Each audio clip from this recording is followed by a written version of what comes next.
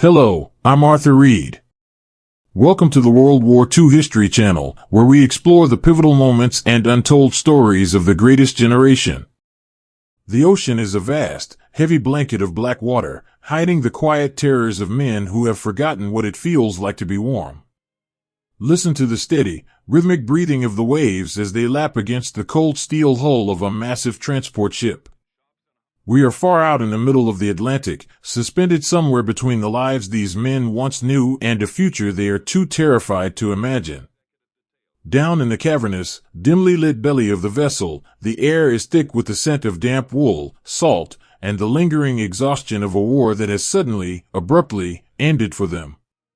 These are German prisoners of war. But in the quiet dark of the ship's hold, they do not look like the fearsome soldiers of a global empire. They just look like boys. Young, tired, shivering boys, wrapped in tattered coats, clutching their knees to their chests as the ship rolls gently from side to side. For weeks, their reality had been dust, deafening noise, and the frantic, desperate scramble of survival. Now, there is only the humming of the ship's engines and the terrifying expanse of time. To understand their minds in this suspended moment, we must let go of the grand sweep of history. We must forget the maps, the moving front lines, and the speeches of distant leaders. We must look closely at a single face in the shadows. Let us imagine a young man named Johannes. He is perhaps 19, his face smudged with the grime of a battle he barely understood, his hands calloused but trembling slightly as he rests them in his lap. Johannes is not thinking of empires or ideologies. He is thinking of a small, quiet street back in Munich. He is thinking of the way the morning light catches the dust motes in his mother's kitchen, and the smell of warm bread that used to wake him. In his breast pocket, pressed close to his beating heart, is a piece of paper, folded and refolded so many times the creases are soft like cloth. It is a letter from home, the ink slightly blurred from sweat and rain. He traces the outline of it through the coarse fabric of his uniform. It is his only anchor in a world that has suddenly tilted completely off its axis. Around him, hundreds of others sit in similar quiet contemplation. The silence in the hold is profound, broken only by the occasional cough, the creak of the metal bulkheads, and the soft murmurs of men speaking in their sleep. They are sailing toward America, and in their minds, America is a terrifying, alien concept. For years, the only things they have heard about the United States were broadcast through crackling radios and printed on stark, aggressive propaganda posters. They were told stories of a lawless, brutal nation, a land of gangsters and violent retribution. They had been assured, over and over, that to surrender to the Americans was to surrender to cruelty, to dark dungeons, and to endless torment. Because of this, a heavy, suffocating dread hangs over the men. They whisper to each other when the guards are out of earshot, trading rumors that grow more frightening in the dark. Will they be sent to labor in frozen wastelands? Will they be placed in front of firing squads as soon as their boots touch the foreign soil? Johannes closes his eyes and tries to push the fear down, but it flutters in his chest like a trapped bird. He remembers the moment of his capture, the sudden silence on the battlefield, the dust settling, the sight of the unfamiliar uniforms approaching. He had expected a harsh blow, a rifle butt to the shoulder, a shouted command. Instead, there had just been a weary gesture to drop his weapon, a motioning toward a truck. It had been strangely ordinary. But Johannes, like the men around him, believes this is merely the calm before the storm. The true punishment, they are certain, awaits them across this endless ocean. Yet, even in the grip of this profound fear, small, fragile moments of humanity begin to bloom in the dark hold of the ship. A soldier next to Johannes, an older man with graying temples, slowly reaches into his pocket and produces a single, battered piece of hard candy. He looks at Johannes, sees the quiet terror in the young man's eyes, and without a word, breaks the candy in half. He holds out his palm. Johannes takes it. The sweetness on his tongue is a sudden, sharp contrast to the bitterness of the sea. Air. It is a tiny, insignificant gesture, but in the echoing darkness of the transport ship, it feels like a lifeline. It is a reminder that even when stripped of their freedom, their titles, and their pride, they are still just people, capable of quiet kindness. There is so much of this war that happens in the shadows. The battles fought with guns and tanks are written about in the history books, but the quiet, psychological wars, the shifting of beliefs, the crumbling of fears, the secret conversations held in the dead of night, those are the stories that fade into the mist. It makes me think of all the incredible, hidden moments of this era that remain completely unseen by the world. In fact, if you find yourself fascinated by the quiet, covert side of history, the stories that don't make it into the standard textbooks, I have something very special I'd like to share with you. I write a free email newsletter where we explore these forgotten corners of the past, and when you join, I send you a free ebook I put together called The Shadow War: 5 Top Secret Operations That Shaped World War II. It is a deep, respectful look at the espionage, the hidden heroes, and the incredible undercover moments that silently turned the tide of the world. I would love for you to read it. But please, to keep yourself safe, only use the secure link I've placed in the description below. If you try to search for this on the internet, the top results are unfortunately often fake websites designed to scam you, and I want to make sure you are protected. It's my way of saying thank you for spending this quiet time with me, and I hope it brings you a sense of wonder. Now, let us return to the ship, rocking gently on the dark water. Days blur into nights, and nights bleed back into days. The rhythm of the ocean becomes the rhythm of their breathing. The men sleep in shifts, dreaming of green fields and snow-capped roofs, only to wake to the dim, blue light of the hold and the realization that they are moving further and further from everything they know. But eventually, the air begins to change. The biting, salty wind of the open ocean softens. The rolling of the ship becomes less violent, smoothing out into a steady glide.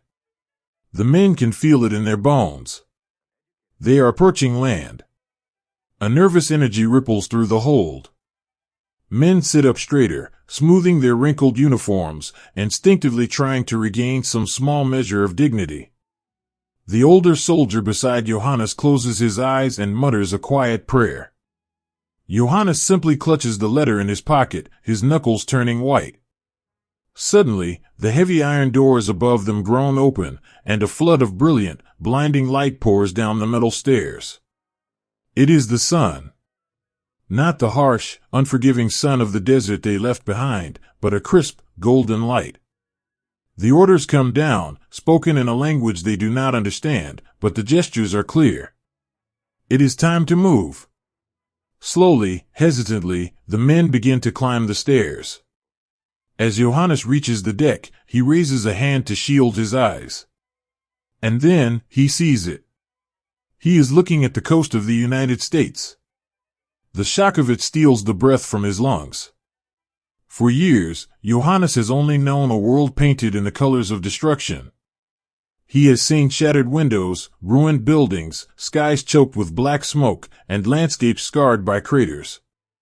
But here, rising from the mist, is a world completely whole. There are no ruined docks. There are no bombed-out factories. There are no sirens wailing in the distance. There are just tall, pristine buildings reaching up into a calm blue sky, and green trees swaying gently in the breeze. The absolute peace of the horizon is jarring.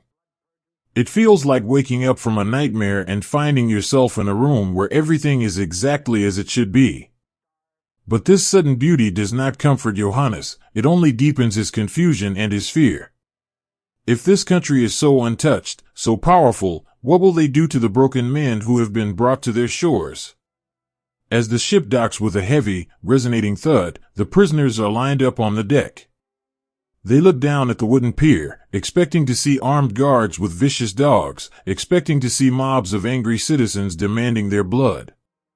Instead, they see a scattering of American soldiers, standing casually by the gangplank. Some are leaning against wooden crates, smoking cigarettes. One is tossing an apple in the air and catching it. They do not look angry. They do not look like monsters. They just look completely ordinary.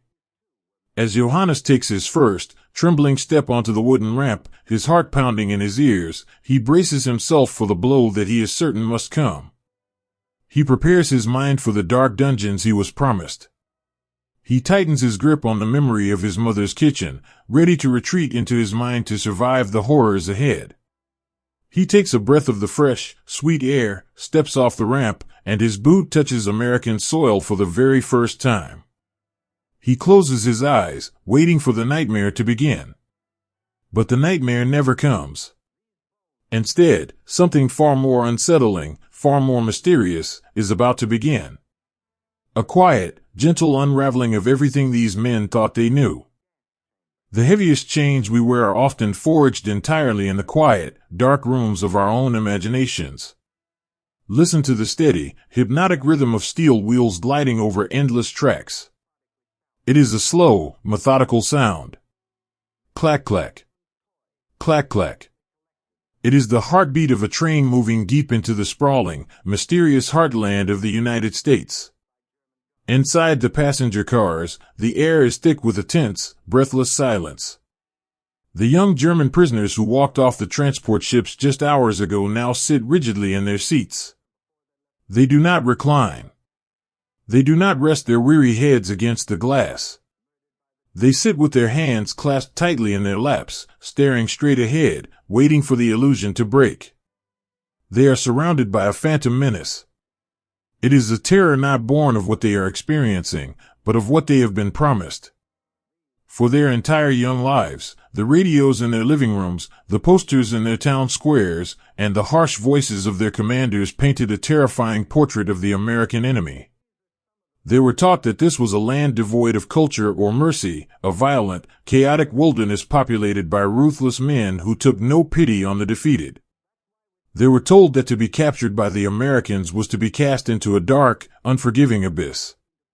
And so, every young man on this train is bracing for the moment the pleasantries end and the cruelty begins. Let us sit quietly beside a young soldier named Lucas. He is no older than 21, a boy from a small, sleepy farming village where the loudest sound was the ringing of the church bell on Sunday mornings.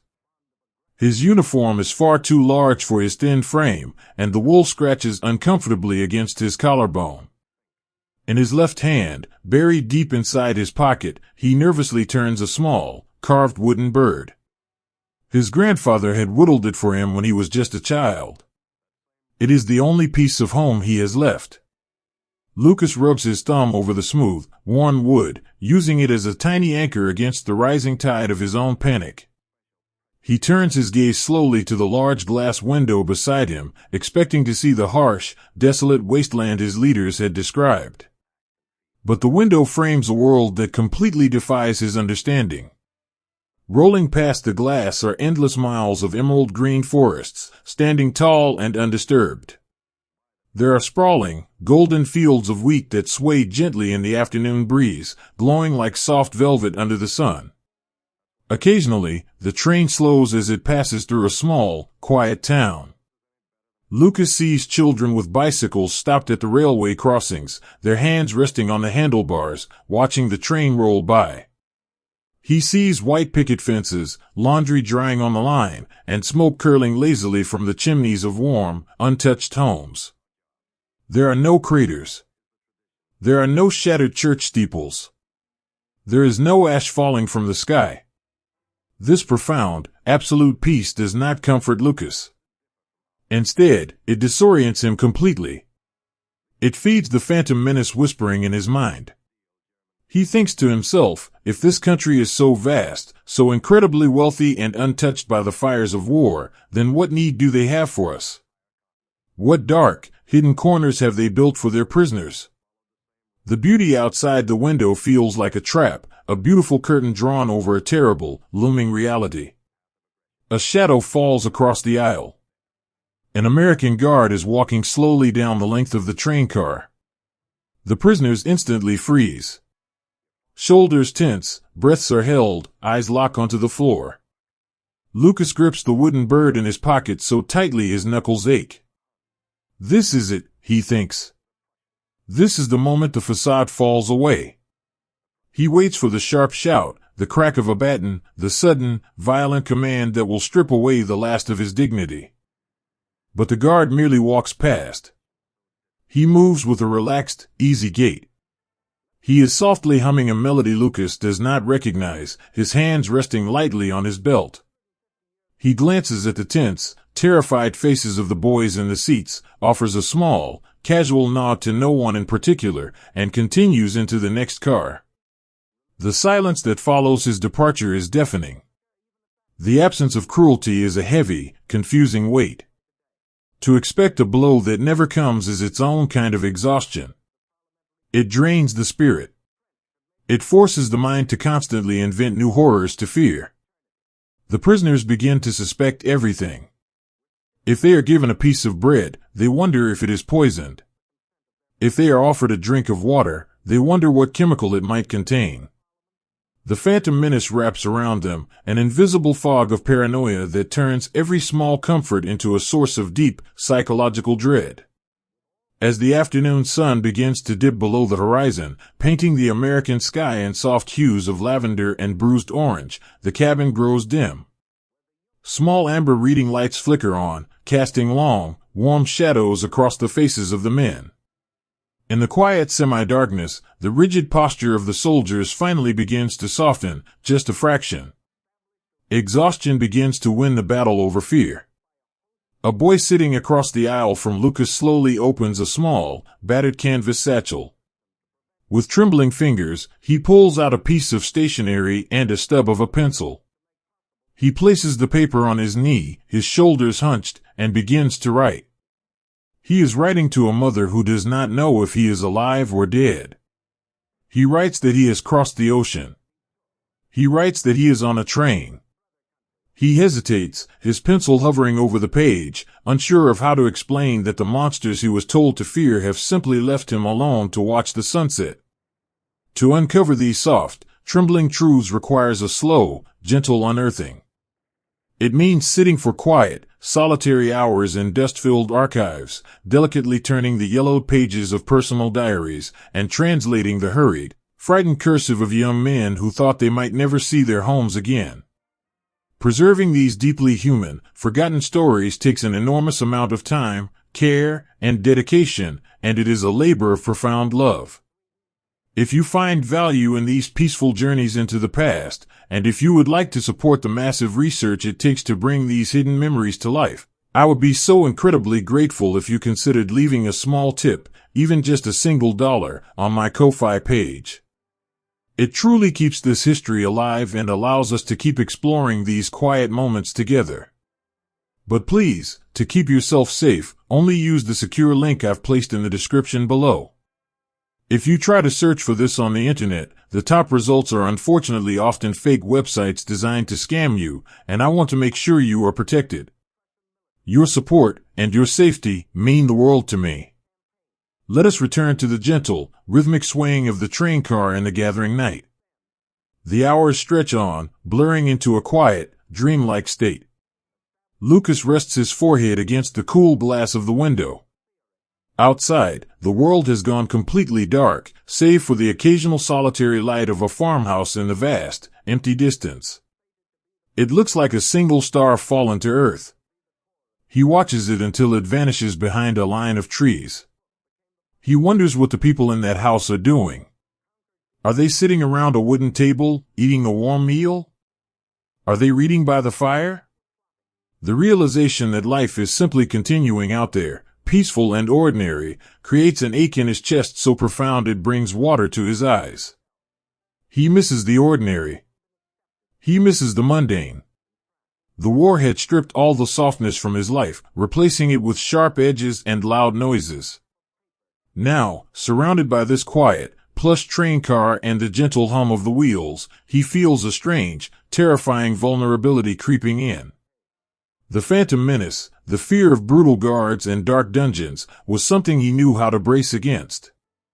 A soldier is trained to endure pain. A soldier is trained to withstand hardship. But no one had trained him on how to endure quiet. No one had taught him how to defend his mind against comfort, against a softly humming guard, against the gentle rocking of a train carrying him safely through the night. As dawn begins to break, painting the horizon in pale, fragile strokes of pink and gold, the train's whistle blows a long, mournful note. The wheels begin to screech gently against the tracks. They are slowing down. The men stir, pulling themselves from their uneasy, fragmented dreams. They sit up, brushing the wrinkles from their uniforms, their faces pale in the early morning light. The nervous energy returns, filling the cabin like static electricity.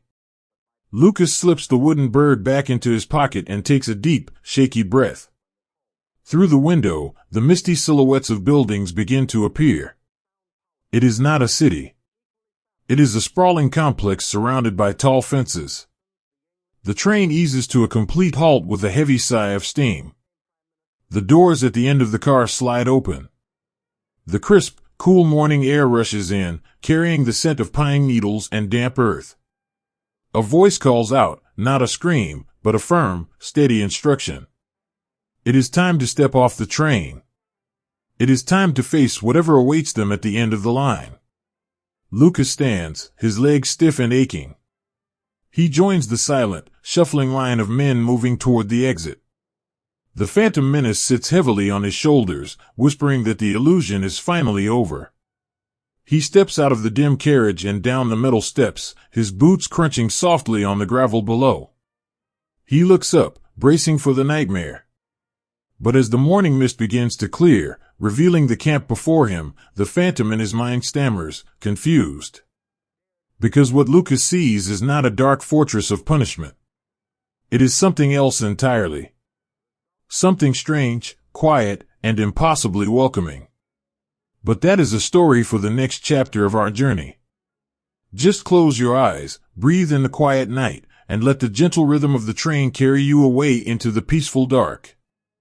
The most disorienting place to find yourself when you are braced for the darkest dark is standing suddenly in a pool of soft, warm light. Listen to the gentle crunch of gravel beneath tired boots.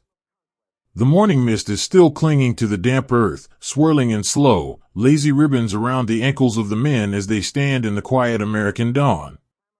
Lucas, the young soldier who spent the long, terrifying train ride clutching a carved wooden bird in his pocket, now stands perfectly still. He is holding his breath, waiting for the heavy iron gates of his new prison to slam shut. He is waiting for the barking of savage dogs, the sharp crack of a warden's baton, the harsh, guttural shouts of men demanding his absolute submission. But the air remains perfectly, beautifully quiet. He slowly opens his eyes and looks around. The camp before him does not look like a fortress of despair. There are fences, yes, tall and woven with wire, but beyond them, the landscape is almost impossibly serene.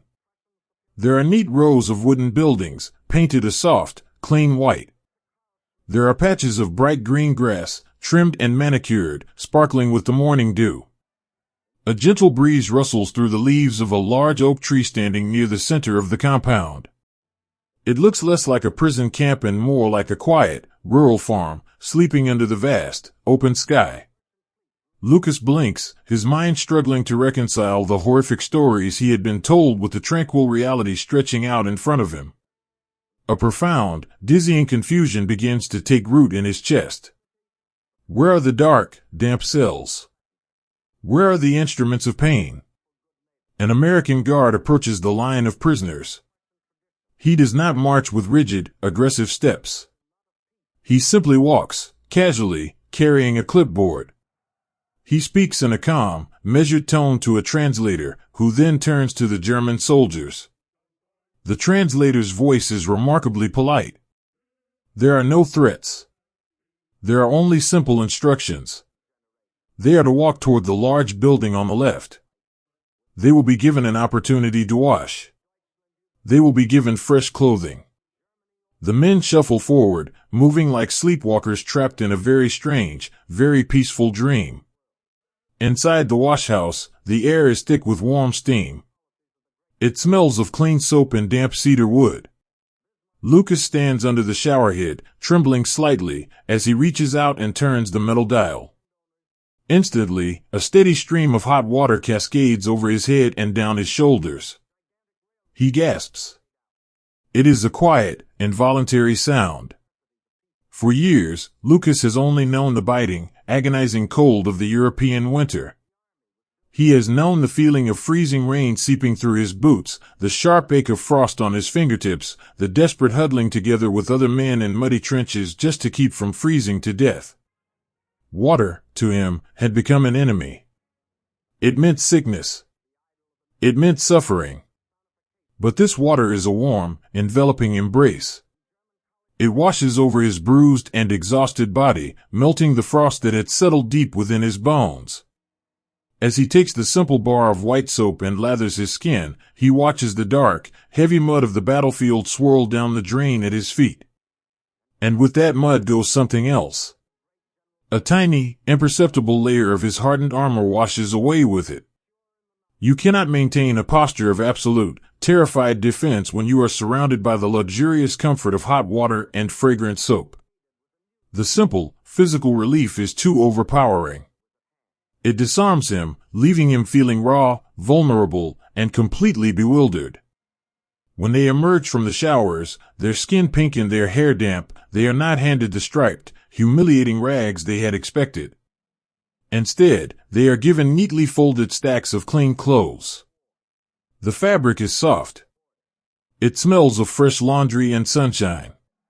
Lucas pulls a shirt over his head, and the cotton rests gently against his skin, a stark, beautiful contrast to the heavy, scratching wool of his wartime uniform. As they are led toward their sleeping quarters, the men do not speak. They cannot find the words to articulate the strange, quiet unraveling happening inside their minds. They step through the doorway of the barracks. Inside, the morning sun is streaming through the windows, casting long, golden squares of light across the polished wooden floorboards. Arranged in perfect, tidy rows are individual beds. Real beds. Not wooden planks. Not piles of straw on a damp dirt floor. Lucas walks slowly to the bed assigned to him. He reaches out a hesitant, trembling hand and touches the mattress. It yields softly beneath his fingers. He touches the pillow, encased in a crisp, blindingly white cotton case.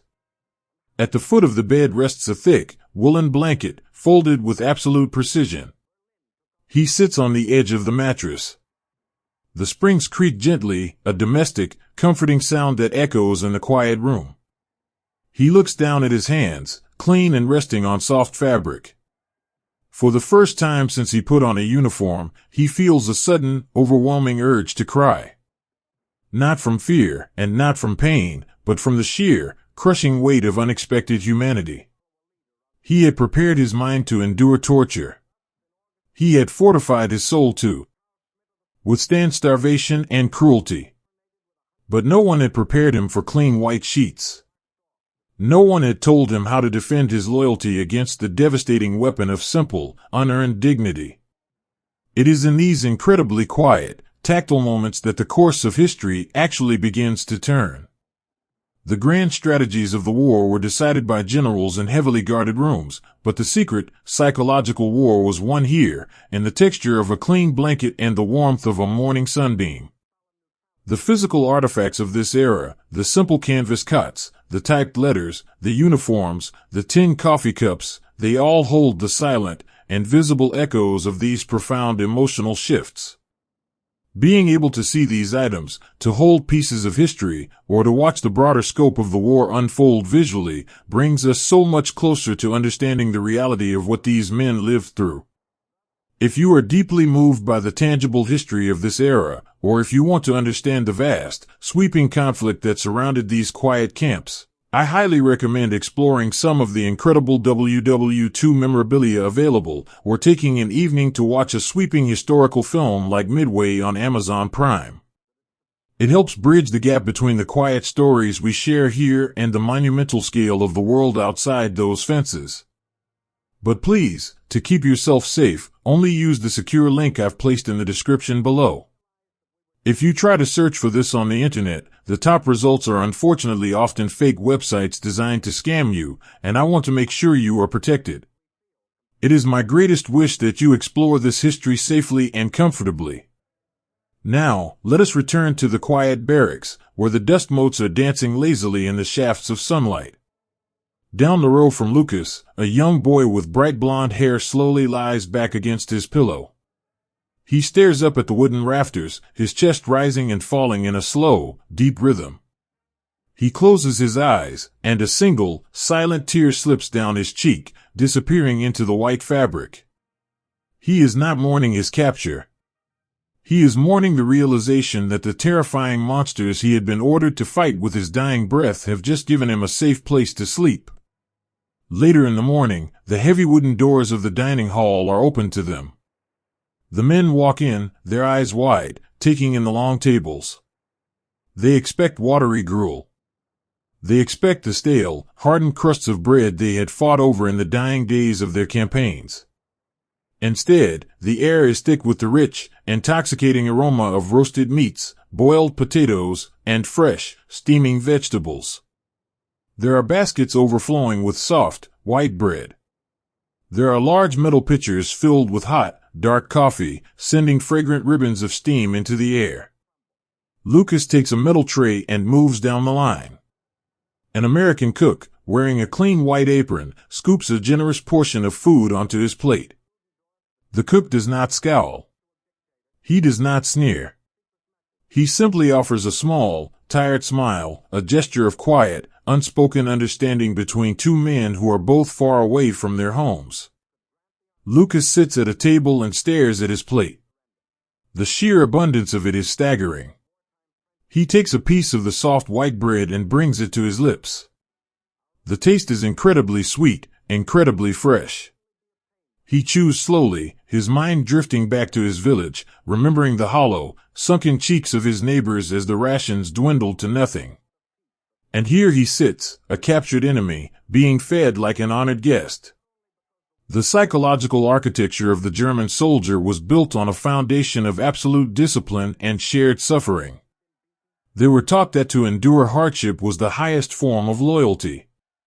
But in this strange, sunlit camp, the Americans are quietly, systematically removing the hardship.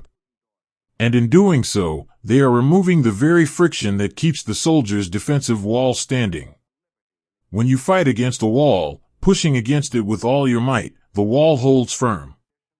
It is designed to resist pressure. But what happens when you do not push the wall?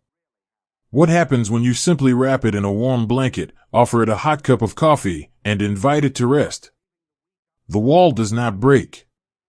It simply loses its reason to stand. It begins to settle, to soften, to slowly crumble under the gentle, continuous warmth of unexpected compassion. As the afternoon sun begins its slow descent, painting the camp in hues of amber and gold, Lucas walks back to his barracks. He steps out onto the small wooden porch and leans against the railing. He looks out over the green grass, watching a few American guards playing a casual game of catch in the distance. The rhythmic thump of the baseball hitting the leather glove is a peaceful, rhythmic sound. There are no sirens. There is no distant thunder of artillery. There is only the gentle sigh of the wind and the fading light of a quiet day. Lucas reaches into his pocket and his fingers brush against the wooden bird. He does not grip it tightly anymore. He lets it rest loosely in his palm. He realizes, with a strange, hollow feeling in his chest, that he is not in danger. He is safe. Completely, utterly safe. And for a soldier trained to guard his secrets with his life, feeling safe is the most dangerous thing in the world. It is the beginning of the great unraveling. It is the quiet, invisible key turning slowly in the lock of his mind. The strange welcome is over, and the gentle, brilliant trap has finally been set. Close your eyes, let the warmth of the sun fade into the cool evening air, and rest. The true conversation is only just beginning. Sometimes, the loudest sound in a silent room is the soft, gentle clink of a porcelain cup sliding across a polished wooden desk. Imagine a small, quiet room, bathed in the mellow, golden light of mid-morning. There are no concrete walls here, no heavy iron chains, no blinding spotlights hung from the ceiling. There is only a large window, a modest wooden desk, and two comfortable chairs. Outside, the leaves of a large elm tree rustle softly in the breeze, casting dancing, dappled shadows across the floorboards. Sitting rigidly in one of the chairs is a man named Heinrich. He is a German officer, a man who has spent the last several years wrapped in the harsh, unyielding armor of military discipline. His back is perfectly straight. His jaw is clenched so tightly that a small muscle flutters faintly beneath his cheekbone. He has spent the entire morning preparing his mind for this exact moment. He has recited his name, his rank, and his serial number over and over in his head, a silent mantra meant to shield him from the agony he is certain is about to begin. He is a vault, locked tight, ready to endure the rubber hoses, the shouting, the brutal physical torment his superiors warned him about. He is completely prepared to suffer. He is entirely prepared to die for his secrets. The door opens, but there is no sudden crash, no aggressive stomping of boots. An American officer walks in quietly. He is not wearing a crisp, intimidating uniform covered in medals. Instead, his collar is slightly unbuttoned, his tie is loosened, and he looks profoundly, comfortably ordinary. He carries a small metal tray. On it rests a steaming carafe, 2 delicate porcelain cups, a small pitcher of cream, and a silver tin. The American does not yell. He does not slam his fists on the desk. He simply sighs, a soft, weary sound of a man who is just as tired of this long, tragic war as the prisoner sitting before him. He sits down, sets the tray on the desk, and begins to pour. The dark, rich liquid cascades into the cup. A thick, fragrant plume of steam rises into the air, carrying with it the deep, earthy scent of roasted coffee. It is a scent that belongs to a world at peace. It is the smell of Sunday mornings, of quiet cafes and old European squares, of a life that Heinrich thought had burned away to ash. The American slides one of the cups across the desk. It comes to rest just inches from Heinrich's trembling hands. Then, the American opens the silver tin. Inside are fresh cigarettes. He taps one out, offers it to Heinrich, and then takes one for himself. A silver lighter softly clicks open. A small, warm flame dances between them. Heinrich stares at the coffee. He stares at the cigarette. His mind, so heavily fortified against violence, simply does not know what to do with this. He looks at the American, his eyes wide, searching for the trick. He is waiting for the poison. He is waiting for the sudden cruelty. But the American just takes a slow sip from his own cup, leans back in his chair, and looks out the window at the swaying trees. "It is a beautiful morning, isn't it?" the American says quietly, speaking in flawless, unaccented German. He does not ask for troop movements. He does not demand to know the locations of supply lines. He simply acknowledges the sun, the quiet, and the shared exhaustion between them. Slowly, hesitantly, as if approaching a wild animal, Heinrich reaches out. His calloused, dirt-stained fingers wrap around the porcelain cup. The heat of it transfers instantly to his skin. It is a deep, radiating warmth that travels up his arms and settles directly into his chest. He lifts the cup to his lips and takes a small sip. The taste of real, unrationed coffee floods his senses. It is sweet, strong, and completely overwhelming. It tastes like humanity. It tastes like home. In that single, quiet moment, something profound and irreversible happens. The heavy, iron vault inside Heinrich's mind does not blow open with an explosion. It simply unlocks, the heavy tumblers falling into place with a soft, silent click. The mental armor he had spent years forging, the armor designed to deflect bullets and withstand the darkest tortures, begins to melt away in the presence of a warm cup and a quiet voice. When you sit across from a monster, it is easy to remain silent. You can draw strength from your hatred. You can build a fortress out of your defiance. But how do you defy a man who treats you like a gentleman? How do you hate a man who sees the exhaustion in your eyes and offers you the very things you have been desperately missing? The American blows a thin stream of blue smoke toward the ceiling.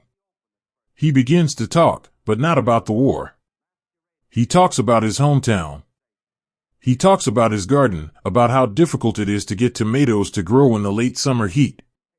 He asks Heinrich if he has a garden back home. Heinrich swallows hard. He thinks of the small patch of earth behind his house in Stuttgart. He thinks of his wife, kneeling in the dirt, planting seeds before the world caught fire. Without realizing it, his rigid posture softens. His shoulders drop. He leans forward, resting his elbows on the desk, both hands wrapped around the warm cup as if it were a fragile, precious lifeline. Yes, Heinrich whispers, his voice cracking from disuse and unexpected emotion. We had roses. My wife, she loved the yellow ones. The conversation flows, gentle and meandering, like a slow-moving river. There is no rush. There is no pressure. There is only the quiet ticking of a clock on the wall and the shared, melancholic understanding of two men caught in the currents of a history much larger than themselves. These deeply intimate, unvarnished moments, the quiet sighs, the trembling hands, the unspoken bonds forged in the gentle light of an interrogation room, are where the true, complex history of the war was written. So much of what really happened in those days remains hidden behind closed doors, too nuanced or perhaps too delicate for the broad strokes of traditional textbooks. Finding the raw truth of this era requires looking past the sanitized records and diving into the unfiltered reality of these encounters. If you are captivated by these deep dives and want to explore the truly raw, unedited layers of this history, I invite you to join our Patreon community. There, I share free, full-length podcasts, unblurred and raw video sections that show the unvarnished reality of the times, and a tip jar for those who wish to support this ongoing journey. It is a quiet corner of the internet for people who love finding the deeply human stories hidden in the shadows. But please, to keep yourself safe, only use the secure link I've placed in the description below. If you try to search for this on the internet, the top results are unfortunately often fake websites designed to scam you, and I want to make sure you are protected. It means the world to me that we can share these quiet explorations together, safely. Now, let us return to the room, where the coffee is still warm and the cigarette smoke hangs like a delicate lace curtain in the air. As Heinrich speaks of his roses, of his wife, of the life he left behind, the American simply listens. He nods. He understands. He is not pretending, the empathy is real. And it is precisely this genuine, unforced empathy that acts as the most powerful truth serum ever devised. Heinrich begins to realize that the man sitting across from him is not his enemy. Not really. He is just another man, another weary soul who wants nothing more than to go home. The rigid divisions of nations, of uniforms, of ideologies, begin to blur and fade in the gentle light of the room. The American pours Heinrich a second cup of coffee. He adds a splash of cream, remembering, without having to ask, exactly how Heinrich takes it. It is a tiny detail, a microscopic gesture of attentiveness, but to a man who has been treated as nothing more than a number on a uniform, it is devastatingly powerful. Heinrich takes the second cup. He looks down into the swirling amber liquid. He feels a strange, heavy sorrow settling over him, intertwined with a profound sense of relief. He is so tired of carrying the weight of the war. He is so tired of guarding the secrets that have brought nothing but destruction to his door. He looks up at the American. The American looks back, his expression soft, patient, and completely open. Without any prompting, without any threats, without a single harsh word being spoken, Heinrich takes a deep breath. He sets his cup down on the wooden desk. And then, he begins to speak. He tells the American where his unit had been stationed. He speaks of the crumbling morale of the men. He mentions, casually, almost conversationally, the location of a hidden supply depot tucked away in a forest miles across the ocean. He does not betray his country out of cowardice. He does not speak out of fear. He speaks because, in the quiet sanctuary of this sunlit room, holding a warm cup of coffee and breathing in the scent of peaceful tobacco, the war suddenly feels very far away. He speaks because it feels completely natural to share the truth with a friend. The American does not aggressively scramble for a notepad. He does not break the spell of the moment. He simply commits the information to memory, nodding slowly, taking another sip of his coffee. The gentle interrogation continues, not as a battle of wills, but as a shared unburdening. The walls have not been breached by force. They have been gently, lovingly dismantled, brick by brick, by the simple, staggering power of an unexpected kindness. As the morning stretches into afternoon, the coffee in the carafe grows cold, and the ashtray fills with the quiet remnants of their shared time. But the warmth in the room remains. It is the warmth of a cracked armor, of a lowered shield, of a man who has finally been allowed to stop fighting. Just breathe in the quiet of this space. Let the scent of roasted coffee and the soft rustle of the elm tree outside carry you deeper into the peaceful calm, as the secrets of a fallen empire are whispered, softly and willingly, into the light. There is a profound, invisible comfort in believing you are entirely alone. Listen to the gentle, rhythmic patter of evening rain against a thick glass window. The day is finally over, and the soft, bruised violet of twilight has settled over the camp. Inside a small, tidy room, the air is warm and still. There is the scent of damp earth from the world outside, mingling with the clean, comforting smell of wool blankets and pine floorboards. This is the private sanctuary where two men have been left to rest. Let us sit quietly in the corner of this room and observe. The golden light from a single, frosted bedside lamp casts long, gentle shadows against the walls. On one of the soft beds lies a young man named Klaus. On the other sits his friend, Thomas. They have spent the entire day navigating the bewildering, polite encounters with their American captors. They have eaten warm meals, they have been spoken to with strange, disarming respect, and they have held their psychological shields as high as they possibly could. But now, the heavy wooden door is closed. The lock has turned. The Americans have left them be. Klaus lets out a long, shuddering sigh, the kind of sigh that carries the weight of 1,000 unspoken terrors leaving the body all at once. He sinks back into the soft mattress, staring up at the wooden ceiling. Thomas kicks off his boots, letting them fall to the floor with a soft, hollow thud, and leans back against his pillow. In their minds, this room is an island. It is a sealed fortress where the war cannot reach them, where the interrogators cannot hear them, and where they can finally, truly, take off the invisible armor they have worn for years. They are wrapped in the deepest, most luxurious illusion ever constructed, the illusion of absolute privacy. When a soldier is captured, his mind is a tightly coiled spring. He expects the enemy to pry at his secrets with iron bars, to demand his truths under the blinding glare of a spotlight. He prepares himself to resist the harsh, violent pull of interrogation.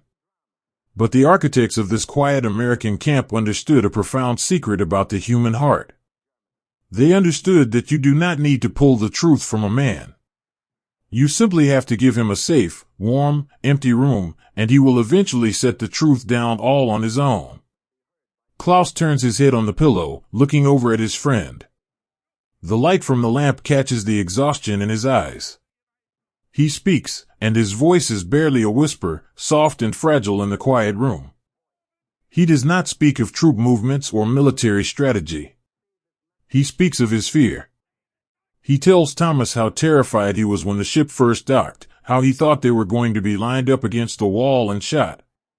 He laughs, a quiet, humorless sound, at how strange it is to be given fresh soap and hot coffee by the very men he was told were monsters.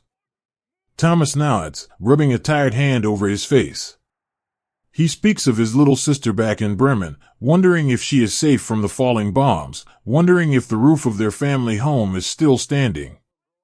In this dimly lit, quiet space, they are no longer soldiers of a falling empire. They are just two frightened, weary boys, unburdening their souls to the only other person in the world who understands their pain. They speak freely, letting their words float into the air, completely trusting the silence of the room. They believe the walls are just wood and plaster. They believe the lamp is just glass and wire.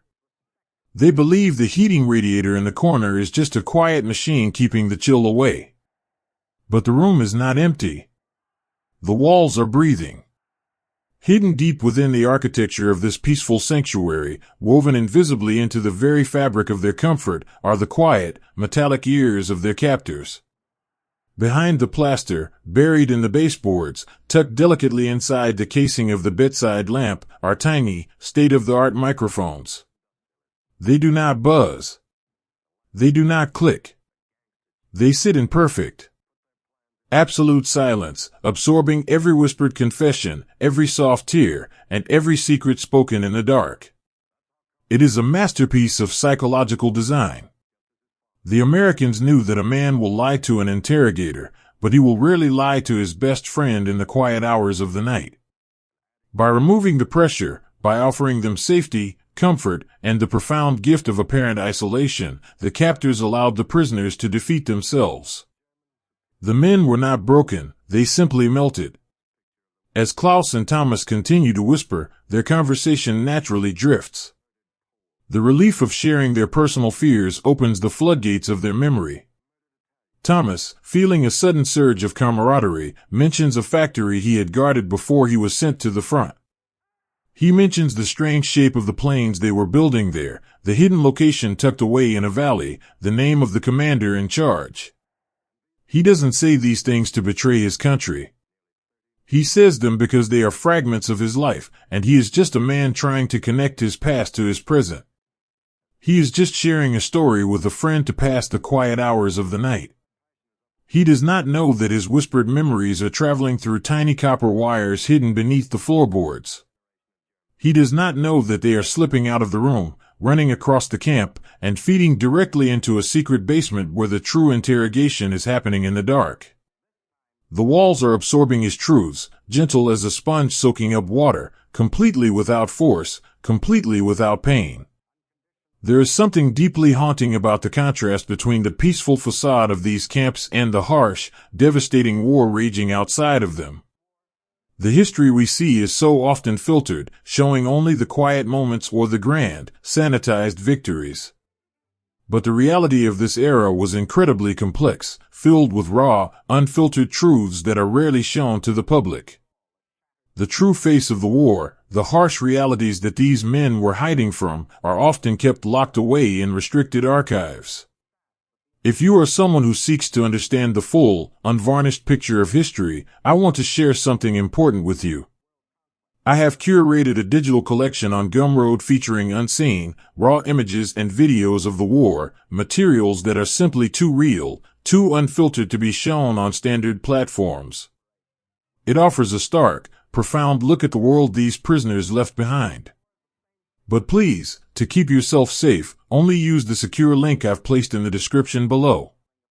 If you try to search for this on the internet, the top results are unfortunately often fake websites designed to scam you, and I want to make sure you are protected. Exploring these hidden realities is a journey we should take safely. Now, let us return to the soft, golden light of the bedroom. The rain continues to fall outside, a soothing, rhythmic lullaby tapping against the glass. The air in the room feels lighter now. The heavy, suffocating anxiety that Klaus and Thomas had carried with them across the ocean has dissipated, spoken into the ether, absorbed by the breathing walls. They feel a profound sense of peace.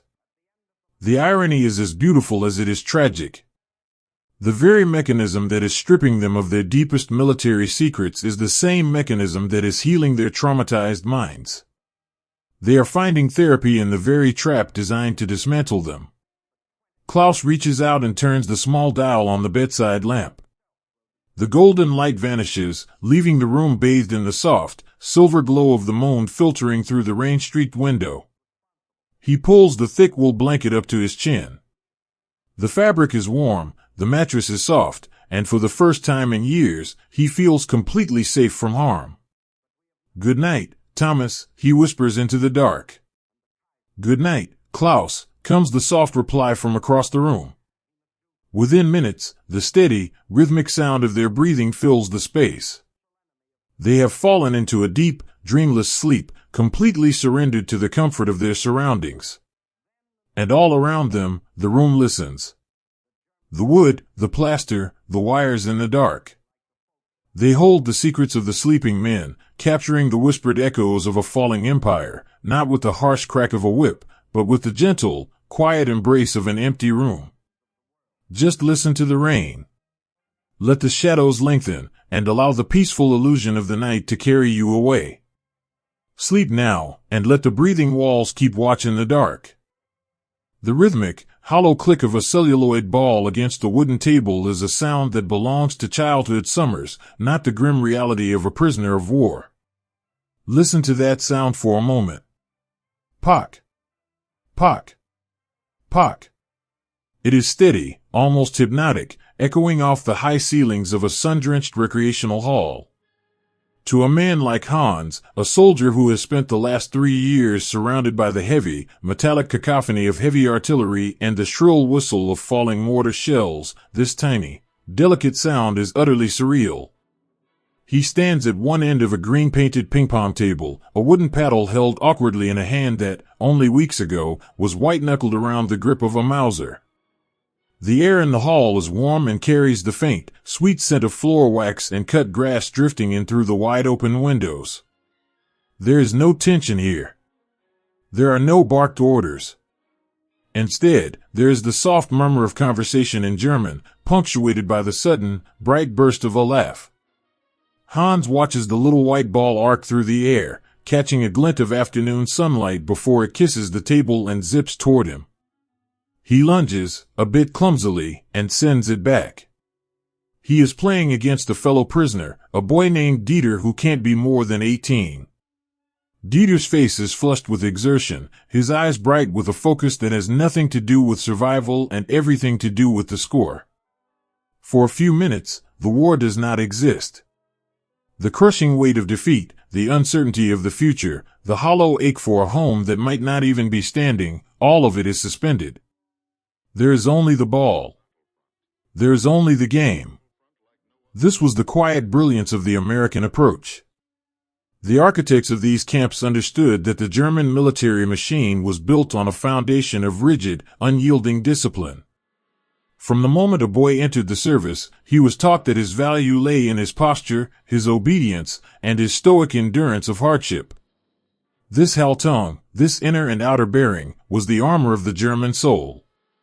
But armor is designed to deflect force, it is not designed to withstand the gentle, eroding power of play. When you are cold, hungry, and threatened, your armor thickens. You become a fortress. But when you are invited to pick up a paddle, when you are encouraged to play soccer on a lush green field, or when you are given a deck of cards and a quiet corner to play a game of skat, the armor begins to feel heavy and unnecessary. You cannot maintain the rigid posture of a conqueror while you are chasing a stray ball across a lawn. You cannot remain a cold, distant cog in a machine when you are laughing at a missed shot. Hans feels a bead of sweat roll down his temple. He wipes it away with the back of his hand, realizing with a start that he is smiling. It is a small, tentative thing, a ghost of a smile he hasn't felt since before the invasion of Poland. In this hall, surrounded by the sights and sounds of leisure, he is no longer Oberstreiter Hans, he is simply Hans, a man who enjoys a fast game and the company of his friends. As the game ends, Hans and Dieter lean against the wall, catching their breath. They talk. They don't talk about troop strengths or the secret locations of U-boat pens. They talk about the ping-pong tournament the Americans are organizing for the weekend. They talk about how much better the bread tastes when it's toasted.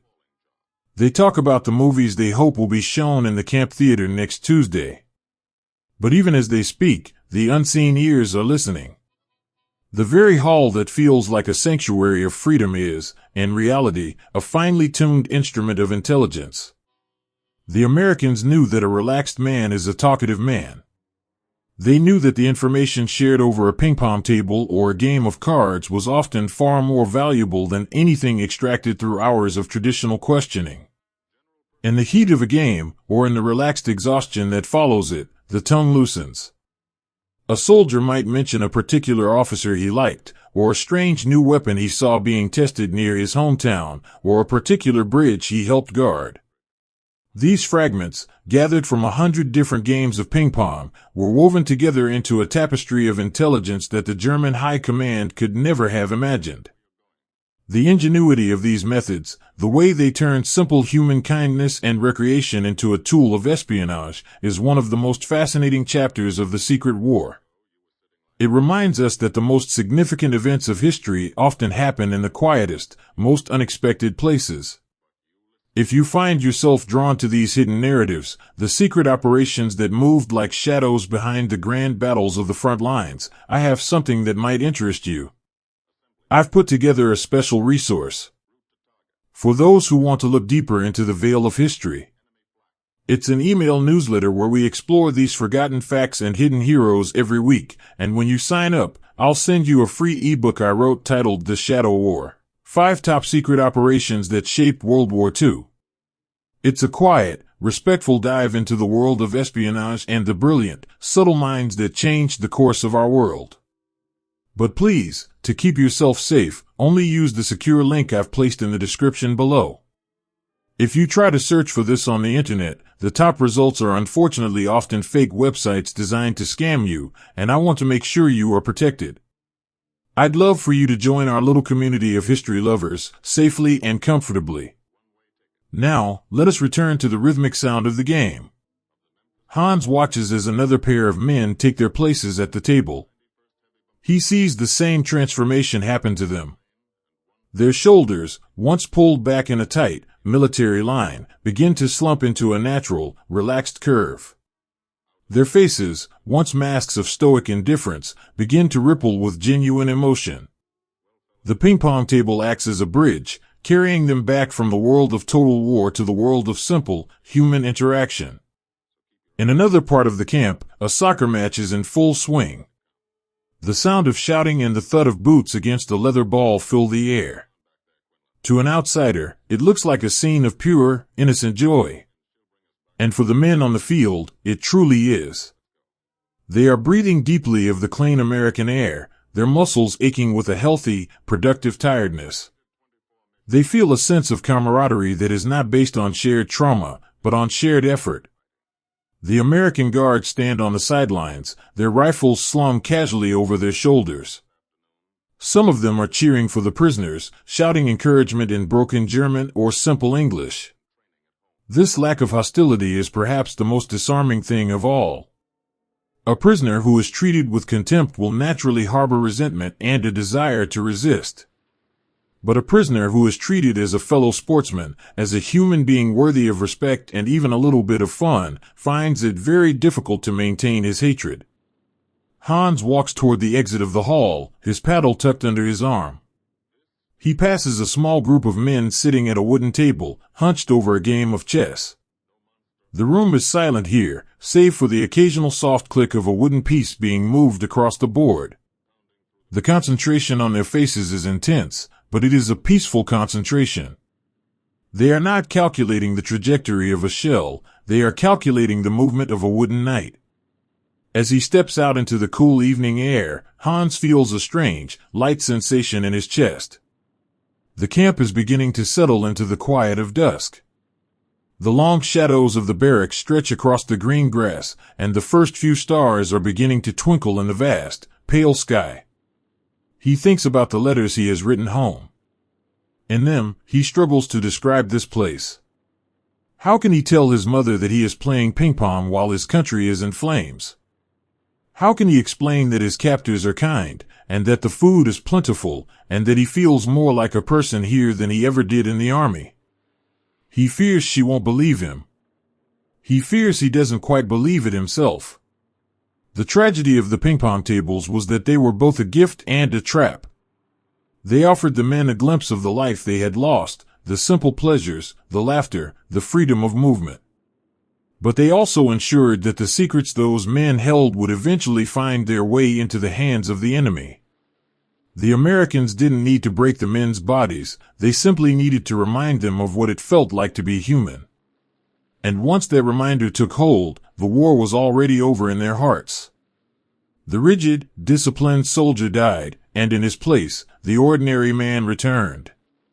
An ordinary man who missed his wife, who worried about his children, and who, in the quiet aftermath of a ping-pong game, was more than willing to talk about his life to anyone who would listen with a kind and sympathetic ear. Close your eyes now and listen to the fading echo of that small, hollow ball. Pock. Pock. It is the sound of a world slowly, gently, finding its way back to peace. It is the sound of an empire's secrets being surrendered, not in blood, but in a moment of shared, simple joy.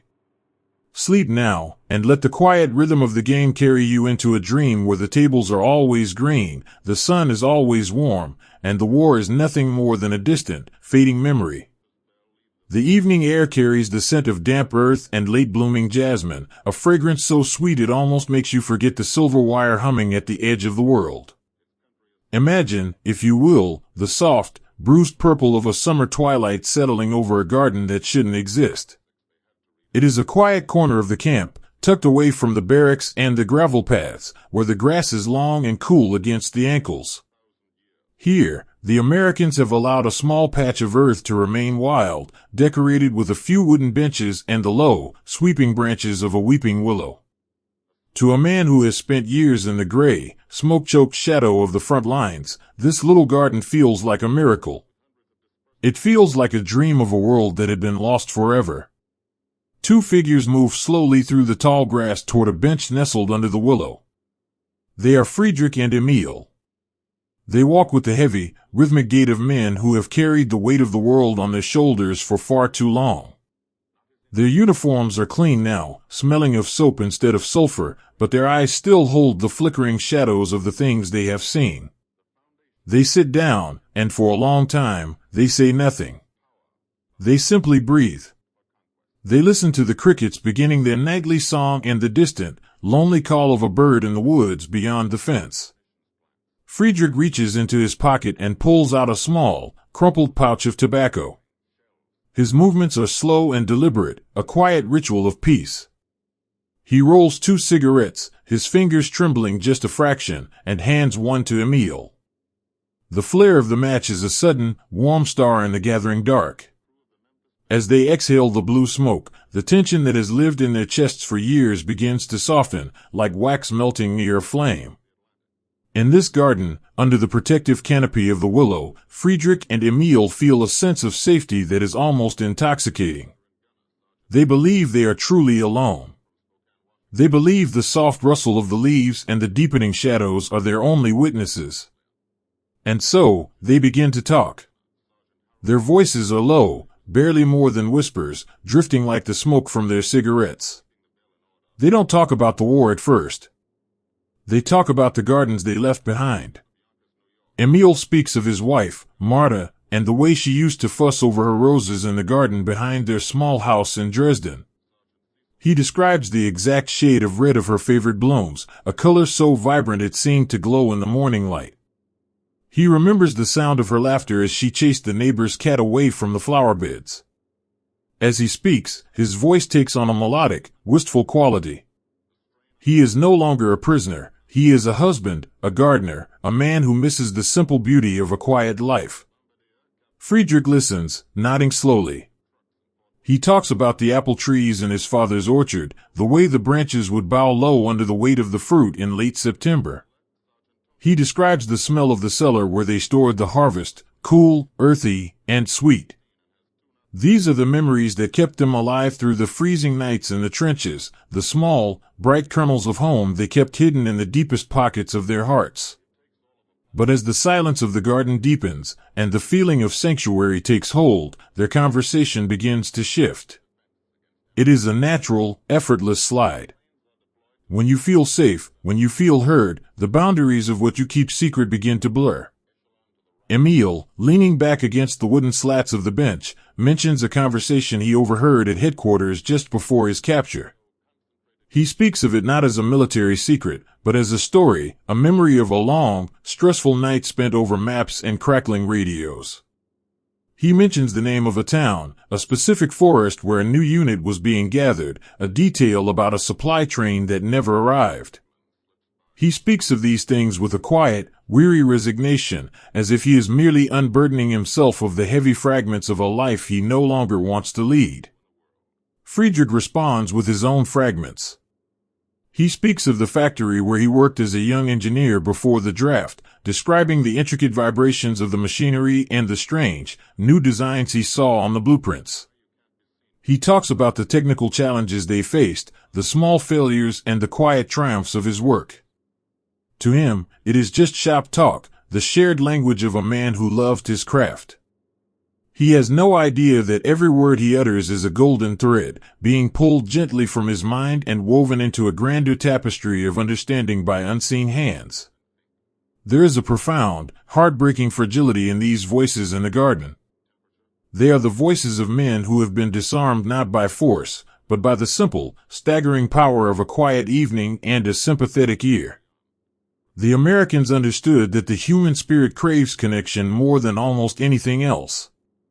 By giving these men a garden, by giving them tobacco and the illusion of privacy, they gave them the one thing they couldn't resist, the chance to be themselves again. It takes an immense amount of care to listen to these echoes from the past, to sift through the whispers and find the human heart beating beneath the history. Uncovering these moments, the scent of the roses, the taste of the tobacco, the quiet grief in a man's voice, is a labor that requires patience and a deep respect for the souls involved. I spend hundreds of hours in the archives, reading the transcripts of these very conversations, trying to keep the memory of these men alive, not as soldiers, but as people. If you feel a connection to these stories, if you find peace in these quiet reflections and wish to support the research that brings them to light, I would be so honored if you considered buying me a coffee on my Ko-Fi page. Even a small gift, as low as $1, goes a long way in helping me dedicate the time needed to honor these forgotten voices. But please, to keep yourself safe, only use the secure link I've placed in the description below. If you try to search for this on the internet, the top results are unfortunately often fake websites designed to scam you, and I want to make sure you are protected. Thank you for being a part of this journey with me, and for helping me keep these gardens blooming in our memory. Let us return now to the bench under the willow tree. The cigarettes have burned down to small, glowing embers. Friedrich and Emil have fallen into a comfortable, companionable silence. The moon has risen, casting a pale, silvery light over the garden, turning the grass into a sea of frosted shadows. The fences and the guards are invisible now, swallowed by the dark. For this brief, shimmering moment, they are just two friends sitting in a park, enjoying the coolness of the night. Emil sighs, a sound of pure contentment. "It's so quiet here, Friedrich," he whispers. "I had forgotten that the world could be this quiet." Friedrich nods, his eyes closed. It's the kind of quiet that lets you hear your own thoughts again. It's a gift. They don't know that just a few feet away, hidden within the hollow trunk of a nearby tree or buried beneath the roots of the willow, the microphones are cradling their every word. They don't know that in a small, windowless room in the camp's basement, a young American man with headphones pressed to his ears is leaning forward, his pen moving across a notepad in a rhythmic, frantic dance. He is recording the names of the towns, the locations of the factories, the fears of the generals. He is listening to the secrets of a nation being spilled in the name of a shared memory of roses and apple orchards. The tragedy of the garden is that its beauty was real, even if its purpose was a deception. The peace that Friedrich and Emil felt was not a lie, it was a genuine human experience, provided as a vessel for their betrayal. They were betrayed by their own need for comfort, by their own longing for a home that was being dismantled even as they spoke of it. But perhaps, in the grand, cruel theater of war, there is a small mercy in this. If their secrets had to be taken, was it not better that they were given freely in a garden, rather than torn away in a cell? Was it not more humane to let them find a moment of grace under a willow tree, even if that grace was the very thing that defeated them? As the night grows deeper, a soft bell rings from the direction of the barracks, a gentle signal that it is time to return. Friedrich and Emil stand up, stretching their stiff limbs. They linger for a moment, looking out at the silvered landscape, reluctant to leave the sanctuary of the shadows. "We should come back tomorrow," Emil says, his voice light. "Yes," Friedrich agrees. "Tomorrow, if the sun is out." They walk back toward the lights of the camp, their footsteps soft on the gravel path. They leave the garden behind, but they leave something else there, too, the whispered truths of their lives, hovering in the air like the scent of the jasmine, waiting to be gathered. Close your eyes now, and imagine that garden. Feel the cool grass, hear the rustle of the willow leaves, and let the soft, rhythmic breathing of the night soothe your spirit. The voices are fading now, drifting away into the starlight, leaving only the quiet peace of a world that, for one brief evening, forgot how to be at war. Sleep now, and let the garden keep your secrets safe in the dark. A smile can be a far more formidable gatekeeper than a frown, for it invites the heart to set down its heavy burdens before the mind even knows they are gone. Step into a room that feels like the quiet study of a gentle professor, a place where time seems to slow down and the harsh, metallic edges of the world are softened by the presence of books and sunlight. There is a wooden desk here, polished to a dull glow, and on it sits nothing more threatening than a bowl of fresh apples and a volume of poetry. The air is still, carrying the faint, comforting scent of old paper and the sweetness of the fruit. This is the office of a man many prisoners came to know simply as the friend. Let us observe a man named Karl, a sergeant who has seen the worst of the fighting in the hedgerows of France. Karl is a man of iron and stone. He has been trained to expect the worst from his captors. In his mind, he has built a fortress of silence, a dark place where he has hidden the names of his commanders, the locations of his hidden fuel depots, and the secret frequencies of his radio unit. He stands by the window, his jaw set, his eyes cold and wary, waiting for the third degree. He is waiting for the bright lights, the shouting, and the cold, hard questions that come like blows from a hammer. The door opens softly, and in walks a man who looks nothing like the monster Karl has prepared for. This officer, let's call him Miller, is older, with kind eyes that seem to hold a permanent twinkle of weary understanding. He doesn't bark a command. He doesn't even ask for Karl's serial number. Instead, he walks over to the desk, picks up an apple, and offers it to Karl with a small, genuine smile.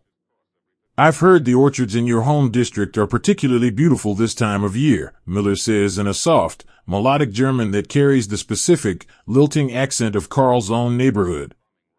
Karl freezes. The sound of his own dialect, spoken with such warmth and precision, is like a sudden, unexpected touch on a raw nerve. It bypasses his defenses entirely. He looks at Miller, searching for the hidden malice, but he finds only a man who looks like he would rather be discussing the weather or the nuances of a poem than the movements of an army. Miller doesn't sit behind the desk. He pulls a chair around to the side, inviting Karl to sit with him, not as a prisoner, but as a guest. For the next hour, they do not talk about the war. They talk about the philosophy of Kant. They talk about the way the light hits the Rhine in the autumn. Miller shares a story about a small bookshop he visited in Berlin years ago, describing the smell of the leather bindings and the kindness of the old woman who owned it. Karl finds himself nodding.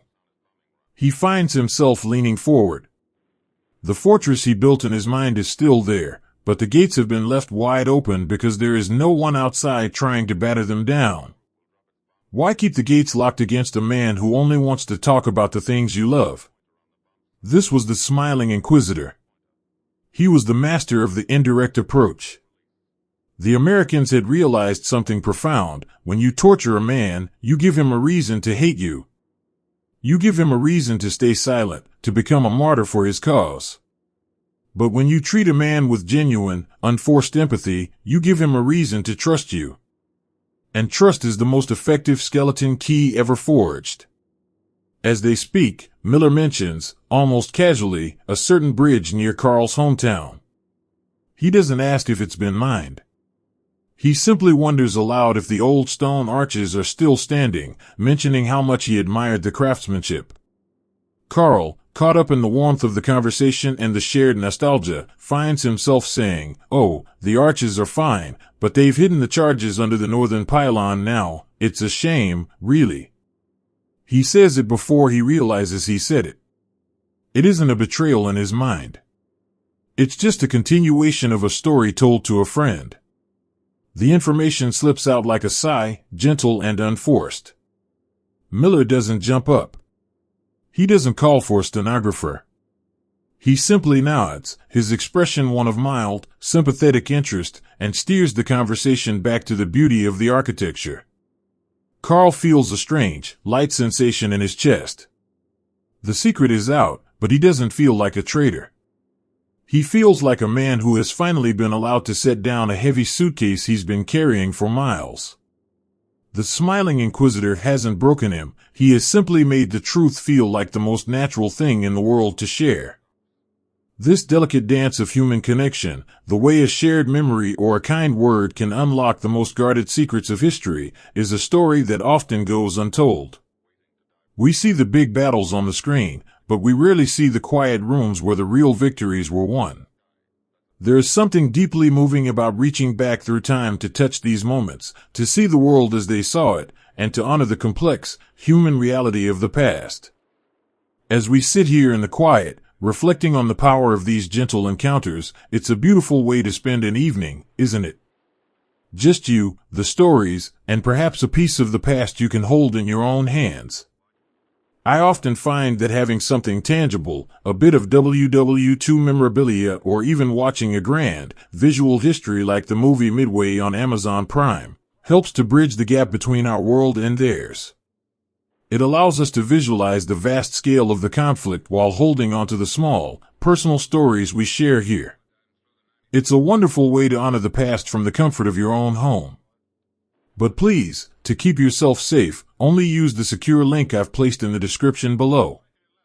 If you try to search for this on the internet, the top results are unfortunately often fake websites designed to scam you, and I want to make sure you are protected. It means so much to me that you can explore these histories with a sense of peace and security. Now, let us return to that quiet office, where the sun is beginning to dip lower in the sky, casting long, amber shadows across the wooden floor. Miller peels the apple with a small silver knife, the skin curling away in a single, perfect spiral. He offers a slice to Carl. The crisp, sweet crunch of the fruit is the only sound in the room for a long moment. Carl takes it, feeling the juice on his tongue, and realizes he hasn't tasted anything this fresh in years. "You know, Carl," Miller says softly, his gaze fixed on the window. "We are all just people caught in a very large, very loud storm. It's okay to want to find a little bit of quiet. It's okay to want to remember who you were before the storm started." Carl looks down at his hands. They are no longer clenched into fists. They are resting loosely on his knees. He thinks of his mother, who used to slice apples for him just like this. He thinks of the girl he left behind, the one who promised to wait for him under the linden tree. The war, with all its noise and fury, feels like a distant, fading dream. The reality is here, in this room, with this man who knows the poems of his childhood. Over the next few days, Carl returns to this office many times. Each session is the same, no pressure, no threats, only the gentle, wandering path of a conversation between two men who have found a common language. And each time, more fragments of information slip out. A name here, a date there, a specific type of engine being used in a new tank, all of it offered willingly, almost unconsciously, as part of a shared narrative. The German High Command was utterly stumped. They had sent their men into the field with strict instructions on how to resist torture. They had told them to prepare for pain. They had given them cyanide capsules to use if the pressure became too great. But they had never given them instructions on how to resist a bowl of apples and a conversation about poetry. They had no defense against a smile. To the German leaders, the fact that their most disciplined soldiers were giving up vital information was a baffling mystery. They looked for signs of physical abuse, for the marks of pressure that they themselves used so readily. When they found none, they assumed their men were being drilled or hypnotized. They couldn't conceive of a system where kindness was the most effective weapon in the arsenal. But Miller knew. He knew that when you strip away the uniform, the rank, and the ideology, what you find is a human being who is desperately, painfully lonely. He knew that the desire to be understood, to be seen not as an enemy but as a person, is a hunger that can override even the strongest sense of duty. As our time in this quiet office comes to a close, imagine Miller standing at the door as Carl is led back to the barracks. He doesn't say goodbye, prisoner. He says, I look forward to our next talk, Carl. Perhaps we can discuss Rilke tomorrow. Carl walks away, his head held a little higher, his heart a little lighter. He doesn't feel defeated. He feels found. He feels like a human being again, and in the strange, quiet logic of the smiling inquisitor, that was the ultimate victory. Close your eyes now and let the image of that sunlit office fade into the soft, velvet dark. Feel the warmth of the sun on your own skin, and listen to the quiet rhythm of your own breath. The storm is far away. The room is safe. The conversation is over for today, but the kindness remains, a gentle light in the vast, shadowed gallery of history. Sleep now, and let the peace of the smiling inquisitor carry you into a rest where no questions are asked, and all secrets are held in a gentle, caring hand. A pen scratching against paper is the sound of a heart trying to find its way home through 1,000 miles of fog. Imagine, if you can, a quiet afternoon in the barracks. The sun is beginning to tilt, casting long, slender fingers of amber light across the wooden floorboards. There is a profound, heavy stillness in the air, broken only by the soft, rhythmic breathing of men at rest and the occasional, lonely chirp of a bird outside the fence. In a small corner, sitting at a simple pine desk, is a man named Wilhelm. His hands, once calloused by the cold steel of machinery and the rough grit of the trenches, are now clean. They look strange to him, pale and trembling slightly as they rest upon a sheet of crisp, white paper. For years, Wilhelm's world was a place where words were dangerous. Orders were barked, reports were filed, and the only things written down were cold, hard facts, coordinates, casualties, the inventory of a dying empire. But today, the Americans have given him something he thought he would never see again. They have given him a pen, a bottle of ink, and the permission to reach across the ocean to the people he loves. He stares at the blank page. The whiteness of it is almost blinding. It represents a terrifying kind of freedom. Where do you begin when you have been a ghost for so long? How do you tell your wife, Maria, that you are alive, that you are safe, and that you are being fed white bread and honey while the world she inhabits is likely crumbling? He dips the nib into the ink. The dark liquid clings to the metal, a tiny well of memory waiting to be spilled. He begins to write. My dearest Maria, he starts, his handwriting shaky and unfamiliar. The sky here is so big, it feels as though it could swallow all the noise of the last 4 years. As he writes, the barracks around him seem to fade away. He is no longer a prisoner of war in a foreign land. He is back in their small garden in Westphalia. He is smelling the damp earth after a summer rain. He is hearing the laughter of his children as they chase each other through the tall grass. The act of writing is a slow, gentle unburdening. With every sentence, he is shedding the heavy, suffocating skin of the soldier and stepping back into the soft, fragile life of a father and a husband. This was perhaps the most ingenious and compassionate trap the Americans ever set. They understood that a man who is cut off from his family is a man who has nothing to lose. He is a stone, hard and impenetrable. But a man who is allowed to hope, a man who is allowed to believe that he has a future to return to, that man becomes soft. He becomes human again. By providing the means for these letters to travel home, the Americans weren't just following the rules of war, they were performing a delicate surgery on the souls of their prisoners. They knew that once Wilhelm poured his heart onto that paper, once he reconnected with the life he had left behind, his loyalty to the abstract idea of a motherland would begin to wither. His true loyalty was to the woman in the garden and the children in the grass. And if the kind, soft-spoken American interrogator asked him a question later that evening, not a question about troop movements, but a question about the factory where he used to work or the town where he grew up, Wilhelm would answer. Not because he wanted to betray his country, but because he wanted the war to end. He wanted the world to be safe enough for that letter to arrive.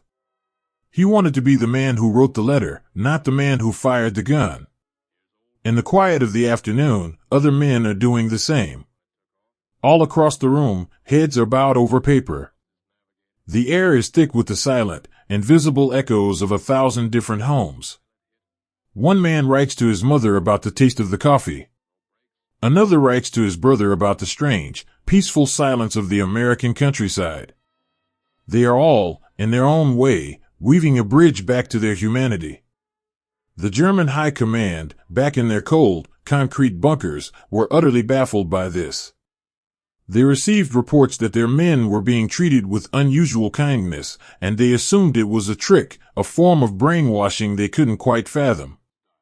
They couldn't understand why their most disciplined soldiers, men who had been trained to withstand the most brutal pressures, were suddenly leaking information like water through a sieve. They looked for marks of torture and found none. They looked for signs of drugs and found only the scent of tobacco and peppermint. They didn't realize that the most powerful weapon in the American arsenal wasn't a bomb or a bullet, it was a postage stamp. It is these deeply personal, hidden layers of the war that often hold the most profound truths. The history we see in the headlines is only a fragment of the real story. To truly understand the heart of what happened in those quiet rooms, we have to look closer, past the sanitized records, into the raw and unedited experiences of the men who lived it. If you find yourself drawn to these deeper explorations, the stories that require a bit more time and a lot more heart to tell, I'd love to invite you to join me over on Patreon. It's a space where we can truly dive deep together. I offer free podcasts where we wander through these histories in even more detail, and I share raw, unblurred video sections that show the unvarnished reality of the time. The things that are often too intense or too delicate for a general audience. There's also a simple tip jar there if you'd just like to support the work I do in keeping these human stories alive. It's a community of people who, like you, value the quiet, hidden truths of our past. But please, to keep yourself safe, only use the secure link I've placed in the description below. If you try to search for this on the internet, the top results are unfortunately often fake websites designed to scam you, and I want to make sure you are protected. It would be a privilege to have you there with us, exploring the shadows safely. Now, let us return to Wilhelm at his desk. The letter is nearly finished. He has written 4 pages, his hand moving more smoothly now, the ink flowing like a dark river of memory. He tells Maria about the American guard who gave him a piece of chocolate for his birthday. He tells her about the way the wind sounds in the trees here, not like a warning, but like a sigh. He tells her that he is learning to sleep without jumping at every loud noise. He folds the paper carefully, his movements full of a quiet, reverent grace. He presses the creases flat with the palm of his hand. This paper is no longer just a physical object. It is a vessel. It holds his fear, his hope, and his very identity. He walks to the front of the barracks, where a wooden box has been placed for outgoing mail. As he drops the letter into the slot, he feels a strange, hollow lightness in his chest. He has surrendered a part of himself to the enemy, trusting them to carry it safely across a world at war. It is an act of profound, terrifying trust. And in that moment of trust, the prisoner of war is gone. Only the man remains. Later that night, as the moon rises high over the camp, Wilhelm lies on his cot. The barracks are silent now, the breathing of the men a steady, comforting hum in the dark. He closes his eyes and imagines his letter beginning its long journey. He sees it being carried by truck, then by train, then by a ship crossing back over the black Atlantic. He sees it arriving at the post office in his village, being tucked into the leather bag of the postman, and finally, being placed into Maria's waiting hands. He imagines her sitting on their porch, her fingers trembling just like his as she breaks the seal. He imagines the look on her face as she reads his words, the way her eyes will fill with tears of relief. In his mind, he is already there with her. He is already home. The Americans understood that a man who is already home in his mind is a man who will no longer fight for a lost cause. They didn't need to break Wilhelm's will, they simply gave him back the will to live for something other than war. The letters to the motherland were the quietest, most effective victory of the entire conflict. They turned the enemy into a neighbor, the soldier into a father, and the secrets of an empire into the whispered longings of a lonely heart. Close your eyes now and feel the weight of your own stories. Imagine the letters you would write, the words you would choose to bridge the distance between your heart and the world. Let the scratching of the pen fade into the soft rustle of the night air. The ink is dry, the letter is sent, and the silence is full of peace. Sleep now, and let the gentle journey of those words carry you into a rest that is deep, safe, and entirely your own. The morning will come, but for now, there is only the quiet connection of a soul finding its way back to the light. A secret is a stone carried in the pocket of the heart, heavy and cold, until the moment you decide to set it down in the tall grass and walk away. Imagine a night that feels as though it has no beginning and no end. The world outside the barracks is lost to a thick, silver fog that clings to the trees and muffles the footsteps of the centuries. Inside, the air is warm and still, smelling of dry wood and the faint, lingering scent of the evening's tea. The only sound is the rhythmic, metallic ticking of a clock on the wall and the soft, steady breathing of men who have finally found a place where the earth doesn't shake beneath them. In the center of this quiet, bathed in the soft, amber glow of a single lamp, sits a man named Dieter. He is a man of few words, a man whose silence has always been his greatest strength. For months, he has carried a secret. It is not a secret of grand strategy or the movements of armies. It is a technical secret, a detail about the heart of a machine he helped build in a hidden valley far across the sea.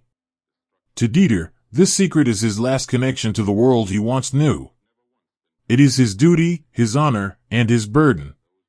He has sworn to himself, 1,000 times over, that this information would die with him. He has rehearsed his resistance. He has visualized the shouting, the threats, and the cold, hard eyes of an interrogator. He has built a wall inside his mind so tall and so thick that he believed nothing could ever climb over it. But tonight, there is no one shouting. There are no cold eyes. Across the small wooden table sits an American officer, a man who seems more interested in the way the lamplight catches the steam from his mug than in anything Dieter might have to say. They have been sitting here for an hour, and for the most part, they have simply shared the silence. It is a strange, heavy kind of peace. The officer, a man named Samuel, looks up and offers a small, tired smile. He doesn't ask about the machine. He doesn't ask about the valley. He asks Dieter if he remembers the sound of the wind in the pine forests of his home. He speaks of his own home in the mountains of Oregon, describing the way the mist hangs in the trees just like it does outside the window tonight. Dieter feels a sudden, sharp ache in his chest. It is the ache of being seen, not as a source of information, but as a man who remembers things. He thinks of the forest. He thinks of the way the light used to filter through the needles, turning the world a deep, mossy green. Without realizing it, he finds himself nodding. He begins to speak, his voice a low, hesitant whisper in the quiet room. He talks about the smell of the resin on a hot summer day. He talks about the way the snow used to muffle the world in the winter, creating a silence so profound it felt like a prayer. And as he speaks, the wall inside his mind begins to change. It doesn't break, it simply softens. The secret he has been guarding, the weight of that stone in his pocket, begins to feel less like an honor and more like an exhaustion. He is so tired of being a soldier. He is so tired of being a vault. Samuel listens with a quiet, patient intensity. He doesn't interrupt. He doesn't take notes. He just nods, his eyes reflecting the soft glow of the lamp. He treats Dieter's memories with a reverence that feels like a gift. And because Dieter feels respected, because he feels safe, he finds himself wandering closer and closer to the thing he swore he would never say. The conversation drifts, as natural as the fog outside. They talk about the difficulty of building things that last. They talk about the pride of a craftsman. Dieter finds himself describing the intricate dance of gears and the specific, high-pitched hum of a turbine when it reaches its peak. He is caught up in the beauty of the engineering, in the memory of the work he loved before the work was turned into a weapon. And then, it happens. It is not a dramatic moment. There is no music, no sudden realization. Dieter simply mentions a specific temperature, a precise measurement of the steel's expansion that allows the machine to function at such great depths. He says it, and the air in the room seems to settle. Dieter freezes. He realizes, in a cold, sudden flash, that the stone is no longer in his pocket. He has set it down on the table. He has given away the one thing he was supposed to keep. He looks at Samuel, his heart hammering against his ribs, waiting for the trap to spring. He waits for the officer to call for a guard, to triumphantly write down the numbers, to reveal the monster beneath the smile. But Samuel doesn't move. He doesn't even blink. He simply takes a slow sip of his tea and says, "It's incredible, isn't it? The things we can create when we're trying to solve a problem. It's a shame when those solutions have to be hidden away in the dark." The kindness in his voice is devastating. It is the final blow to Dieter's defenses. He realizes that Samuel already knew. Perhaps not the numbers, but he knew the weight Dieter was carrying. He wasn't hunting for a secret, he was waiting for Dieter to decide he didn't want to carry it anymore. Dieter sinks back into his chair, his shoulders slumping. The guilt is there, a sharp, biting thing, but beneath it is a relief so vast it feels like drowning in warm water. The secret is out. The burden is gone. He is no longer a guardian of a dying empire. He is just a man in a quiet room, talking to another man about the things they have lost. It is a profound thing to realize that the most effective way to unlock a human heart is not through force, but through the simple, staggering power of being present. The history we see in the books is often a history of violence and loud commands, but the true turning points often happen in these whispered moments, in the quiet exchange of a shared humanity. It reminds us that behind every grand technical achievement and every terrible machine of war, there were people, fathers, sons, and brothers, who were carrying weights they never asked for. While the world within these camps was designed to be one of healing and soft light, we must never forget the harsh, unvarnished reality that these secrets were born from. The war outside was not made of quiet rooms and warm tea. It was a place of uncensored, staggering intensity that the world was not yet ready to see. I believe it's important to acknowledge that full picture, even when we seek peace. If you want to see the world these men were truly hiding from, the raw, restricted images and videos that show the uncensored reality of the conflict, I have placed a digital collection on Gumroad for those who feel ready to witness it. It's a way to honor the truth of their struggle by seeing what they saw, beyond the sanitized history. But please, to keep yourself safe, only use the secure link I've placed in the description below. If you try to search for this on the internet, the top results are unfortunately often fake websites designed to scam you, and I want to make sure you are protected. It's important to look at the past, but it's more important to do so with care. Now, let us return to the quiet of the night, where the fog has finally reached the window, turning the glass into a soft, opaque mirror. Dieter looks at his hands. They are resting on the table, open and empty. He feels a strange sense of mourning for the secret he has lost, but it is a quiet, manageable grief. He realizes that by letting go of the information, he has also let go of the war.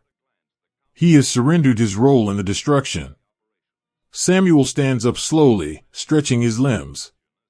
He walks over to the window and looks out into the mist.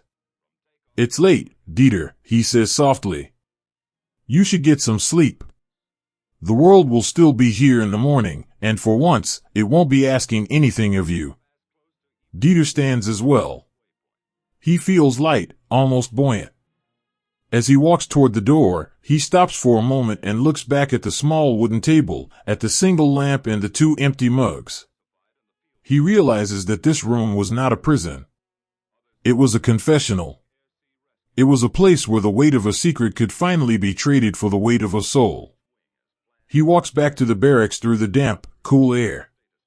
The fog feels like a soft cloth against his face, washing away the last traces of his tension. He enters the room where the other men are sleeping, their breath a steady, comforting rhythm in the dark. He climbs into his bed, pulls the thick wool blanket up to his chin, and closes his eyes. For the first time in years, there is no stone in his pocket. There is no wall in his mind.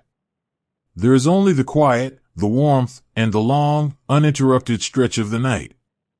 The secret Dieter told didn't win the war on its own, but it was one of thousands of whispers that, together, brought the noise of the conflict to an end.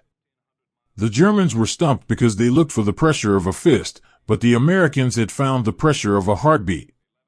They had realized that if you give a man a place to rest, he will eventually find the strength to tell the truth. Close your eyes now and feel the weight you might be carrying. Imagine finding a quiet room, a warm light, and a friend who is willing to sit in the silence with you until you are ready to let go. Feel the tension leaving your shoulders, the breath slowing in your chest. The secrets are gone. The burden is set down. There is only the soft, velvet dark and the promise of a morning where you can wake up and simply be yourself. Sleep now, and let the quiet night hold you in its gentle, secret-keeping hands. The world is very small when it is reduced to the tiny, vibrating copper wire inside a pair of heavy metal headphones. Imagine a space that feels like a forgotten secret. It is a small, windowless room, tucked deep into the cool, silent basement of a stone house. The air here is different from the air in the sunlit gardens above. It is still and carries the faint, dry scent of dust, old paper, and the sharp, metallic tang of electrical equipment. There is no wind here, no rustle of leaves, no distant shouts of men at play. There is only the low, steady hum of a transformer and the soft, rhythmic scratching of a fountain pen against a notepad. In this room sits a young man named Peter. He is an American soldier, but he is also a ghost of the very world he is now monitoring. He was born in a quiet street in Berlin, where he once spent his afternoons reading poetry and playing the violin, before the shadows grew long and he was forced to flee across the sea. Now, he wears a tan uniform and sits in the dark, his eyes half closed, his head bowed under the weight of massive, leather-padded headphones that press firmly against his ears. Through these headphones, Peter is connected to the hearts of men who would, under any other circumstance, be his sworn enemies. Listen to the sound he hears. It is not the booming thunder of a battlefield. It is the sound of a sigh. It is the sound of a match striking a box. It is the soft, melodic murmur of two German prisoners sitting in a room 2 floors above him, believing they are entirely alone. To Peter, these voices are echoes from a life he once had. He hears their specific accents, the sharp, clipped tones of the North, the soft, rolling vowels of the South. He recognizes the slang, the idioms, the way a man's voice hitches when he mentions a certain type of pastry from a bakery that likely no longer exists. Peter is a secret listener. He is part of a silent army that fought the war not with bullets, but with the profound, exhausting power of attention. His task is to wait. He waits through hours of mundane conversation, through long silences where he can only hear the distant ticking of a clock in the prisoner's room. He listens as they talk about their boots, about the quality of the American cigarettes, about the strange, unsettling kindness of the guards. But he also listens for the cracks. He listens for the moments when the relief of being safe becomes so overwhelming that the prisoners begin to spill the secrets they had guarded with their very lives. In the quiet of the basement, Peter feels a strange, haunting intimacy with these men. He knows the names of their children. He knows the fears they whisper to each other in the middle of the night when they think the world has forgotten them. He hears a soldier named Johann describe the precise way a new radar system hums, his voice filled with the pride of a mechanic, and Peter's pen dances across the paper, capturing the technical truth disguised as a personal memory. But the weight of these echoes is heavy. For Peter, listening is an act of quiet resilience. He is hearing the intimate thoughts of men who served the regime that took his home, yet in the dark of the basement, he cannot find it in himself to hate them. How can you hate a voice that sounds so much like your father's? How can you despise a man who, in the privacy of his room, weeps softly because he misses the smell of his wife's hair? The headphones act as a bridge, but also as a barrier. They bring Peter so close to the humanity of the enemy that the lines of the war begin to blur. He is a hunter, yes, but he is a hunter who catches spies instead of soldiers. He is gathering the fragments of a falling empire, one whispered sentence at a time, weaving a tapestry of intelligence that the German generals back in Berlin could never have imagined. They were stumped because they prepared their men for the roar of the lion, but they had no defense against the quiet, patient ears of the shadow. This secret world of the listeners, the hidden rooms, the buried wires, the men who sat in the dark to win a war of the mind, is a story that remained whispered for decades. It was a shadow war, a conflict of intellect and empathy that took place far from the headlines and the cameras. It reminds us that the most powerful operations in history are often the ones that leave no footprints. If you find yourself captivated by these hidden narratives, the secret strategies and the unsung heroes who operated in the silence, I have something I would love to share with you. I write an email newsletter where we explore these forgotten deep dives every week, and when you join us, I send you a free ebook I've written titled The Shadow War, 5 Top Secret Operations That Shaped World War II. It is a quiet, respectful journey into the covert world of espionage and the brilliant minds who saw what others could not. I think you would find it a wonderful companion to our time here.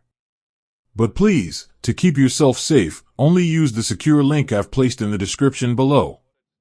If you try to search for this on the internet, the top results are unfortunately often fake websites designed to scam you, and I want to make sure you are protected.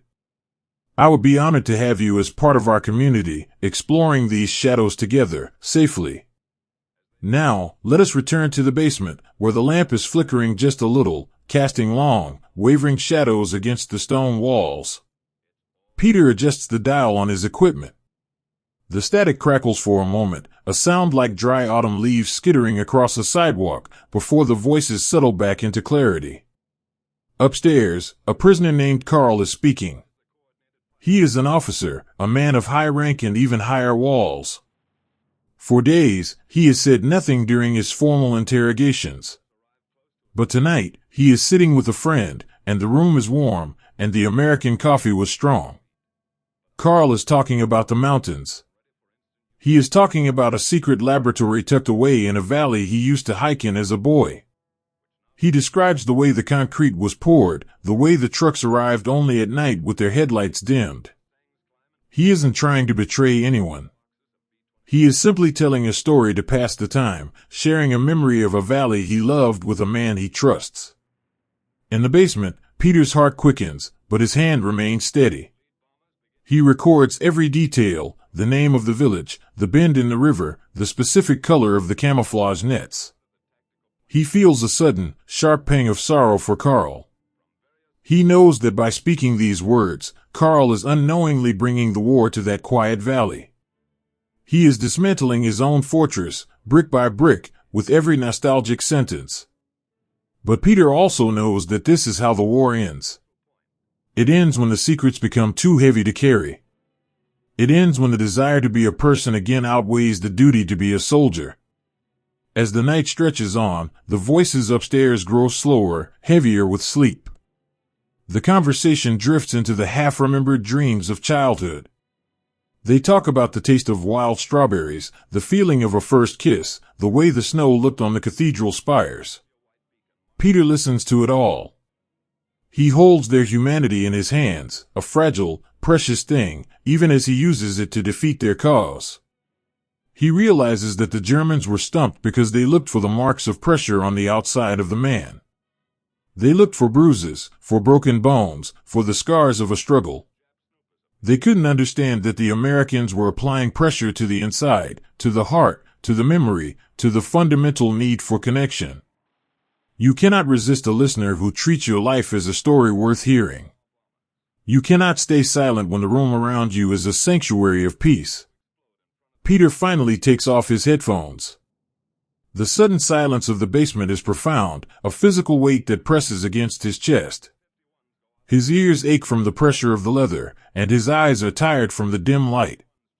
He looks down at his notepad, filled with the whispered truths of a dozen different lives. He stands up and stretches, his bones creaking in the quiet. He walks to the small window at the very top of the wall, where he can see a sliver of the night sky through the iron grate. The stars are bright and cold, looking down on a world that is still burning, still hurting, still lost in the fog of conflict. But here, in this house, there is a different kind of truth. There is the truth of the wire. There is the truth of the echo. Peter knows that tomorrow he will return to this chair. He will put on the headphones once more and descend back into the shadows of other men's minds.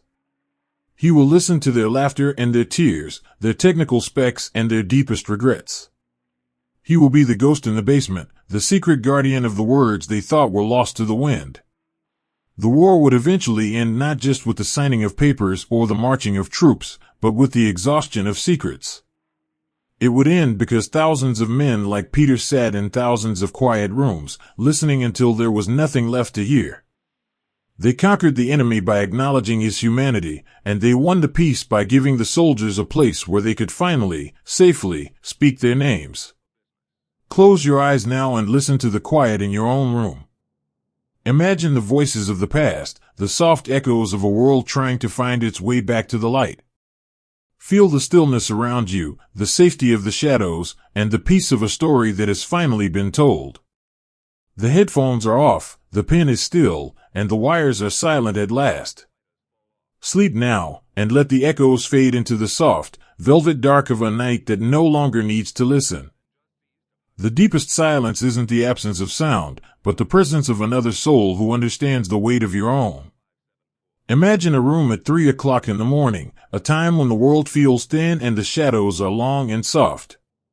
The harsh, fluorescent lights of the day have been switched off, replaced by the warm, amber glow of a single desk lamp. The window is cracked open just a sliver, allowing the cool night air to drift in, carrying the scent of damp pine and the distant, rhythmic chirping of a cricket. In this room, the war does not feel like a clash of empires. It feels like a heavy, tired dream that two men are finally waking up from together. On one side of the small wooden table sits Stefan. He is a German engineer, a man whose mind has always been a landscape of precise angles, cold mathematics, and the rigid logic of his training. For years, he has been a pillar of the machine, his emotions tucked away behind a facade of stoic duty. But tonight, the facade is gone. His shoulders are slumped, his collar is open, and he is looking at his own hands as if seeing them for the first time, clean, empty, and no longer holding a weapon. On the other side sits David. David is an American interrogator, but in this pool of lamplight, that title feels clumsy and wrong. He is young, with eyes that reflect a deep, quiet weariness. He is not holding a notepad or a list of questions. Instead, he is holding a small, battered book of poetry, Goethe, in the original German. They have spent the last 4 hours not talking about troop movements, not talking about industrial capacity, and not talking about the locations of hidden bunkers. They have been talking about what it means to be a man who loves the stars. They have been talking about the specific, silver light of the moon on the Rhine, and the way a certain piano sonata can make the heart feel as though it is made of nothing but glass. This is the state of shared solitude. It is a fragile, sacred space where the titles of captor and captive simply dissolve into the shadows. The Americans had discovered a truth that the German high command could never comprehend, that when you share a silence with a man, you become his brother. And it is very hard to keep a secret from a brother. David leans back in his chair, the wood creaking softly in the quiet. He doesn't look at Stefan with suspicion. He looks at him with the recognition of a fellow traveler. "You know, Stefan," he whispers, his voice barely louder than the rustle of the wind outside. "Back in Ohio, my father had a workshop. He used to say that you could tell the soul of a man by the way he cared for his tools. I look at the way you describe your engines, and I see a man who just wants things to work. I see a man who wants to build, not destroy." Stefan looks up. A single tear, unbidden and silent, tracks through the dust on his cheek. For years, he has been treated as a rank, a number, a cog. He has been yelled at, he has been ordered, and he has been feared. But he has not been seen. Not like this. To be understood in the middle of a war by the person who is supposed to be your enemy is a shock to the system far more powerful than any physical blow. It is a kindness that feels like a surrender. In this shared solitude, the propaganda that Stefan had been fed for a decade, the stories of American brutality, the caricatures of a soulless, mechanical enemy, begins to crumble and blow away like ash. He sees that David is just like him. David misses a mother. David has a girl he dreams of. David worries that the world he returns to will be unrecognizable. The shared humanity between them becomes a bridge, and across that bridge, the secrets begin to walk, slowly and willingly. They talk about art. They talk about the philosophy of the soul. They talk about the terrible, beautiful loneliness of being alive in a time of death. And as they talk, Stefan feels the heavy, iron gates of his loyalty beginning to swing open.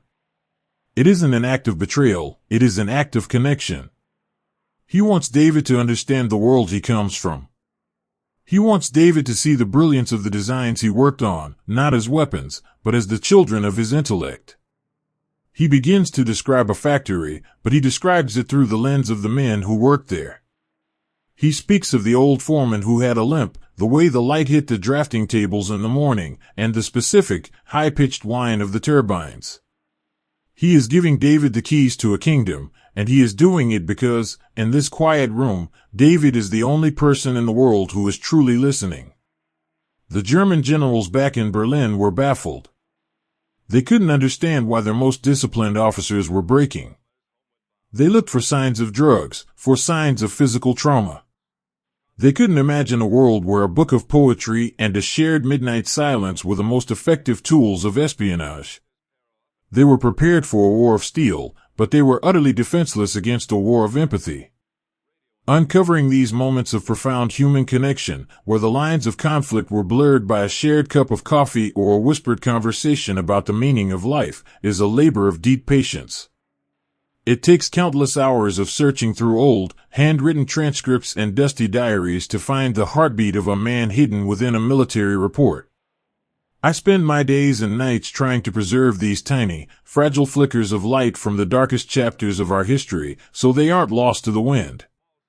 If you find peace in these stories, and if you would like to support the quiet, massive research it takes to bring these voices back to life, I would be so grateful for a small tip on my Ko-Fi page. Even just $1 helps keep this work going.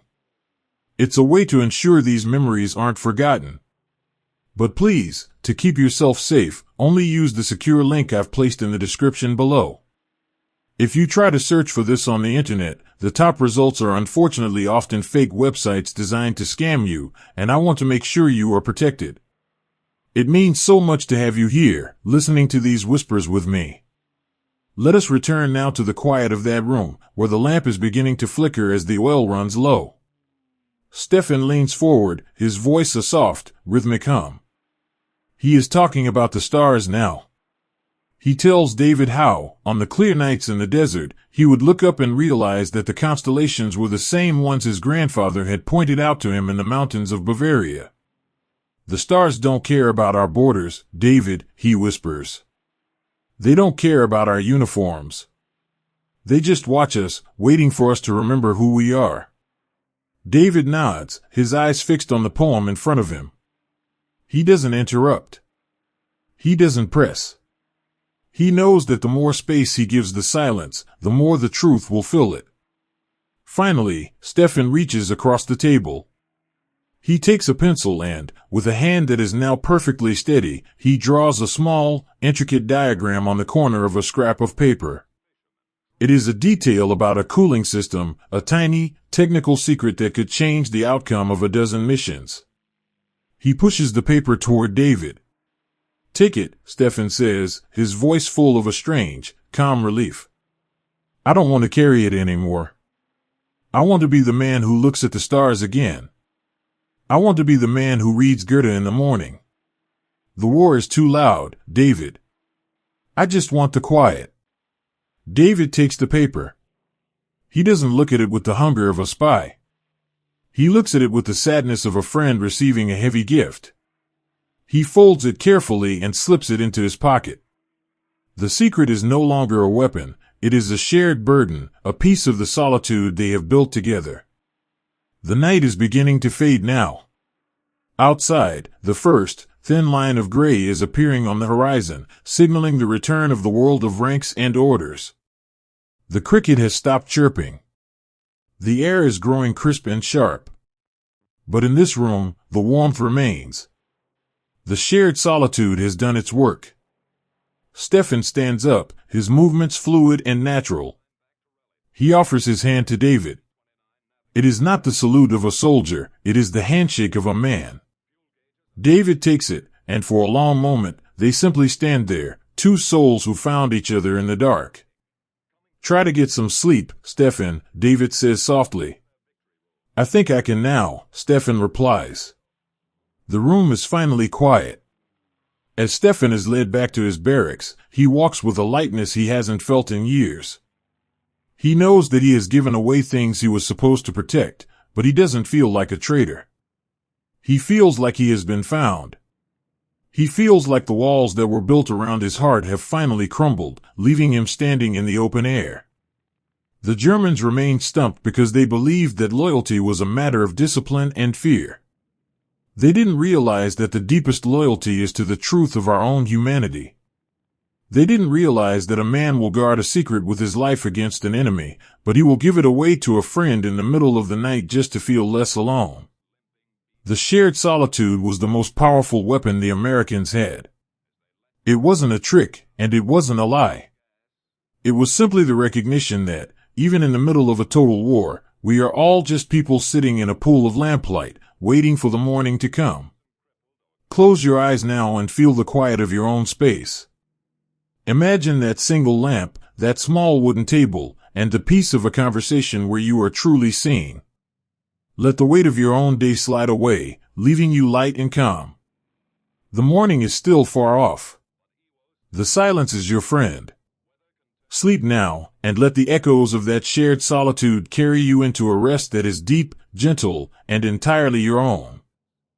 In the high-ceilinged rooms where maps are spread like stiff, paper oceans, there is a coldness that no fireplace can ever truly reach. Imagine a grand office in the heart of a gray, winter-choked city far across the sea.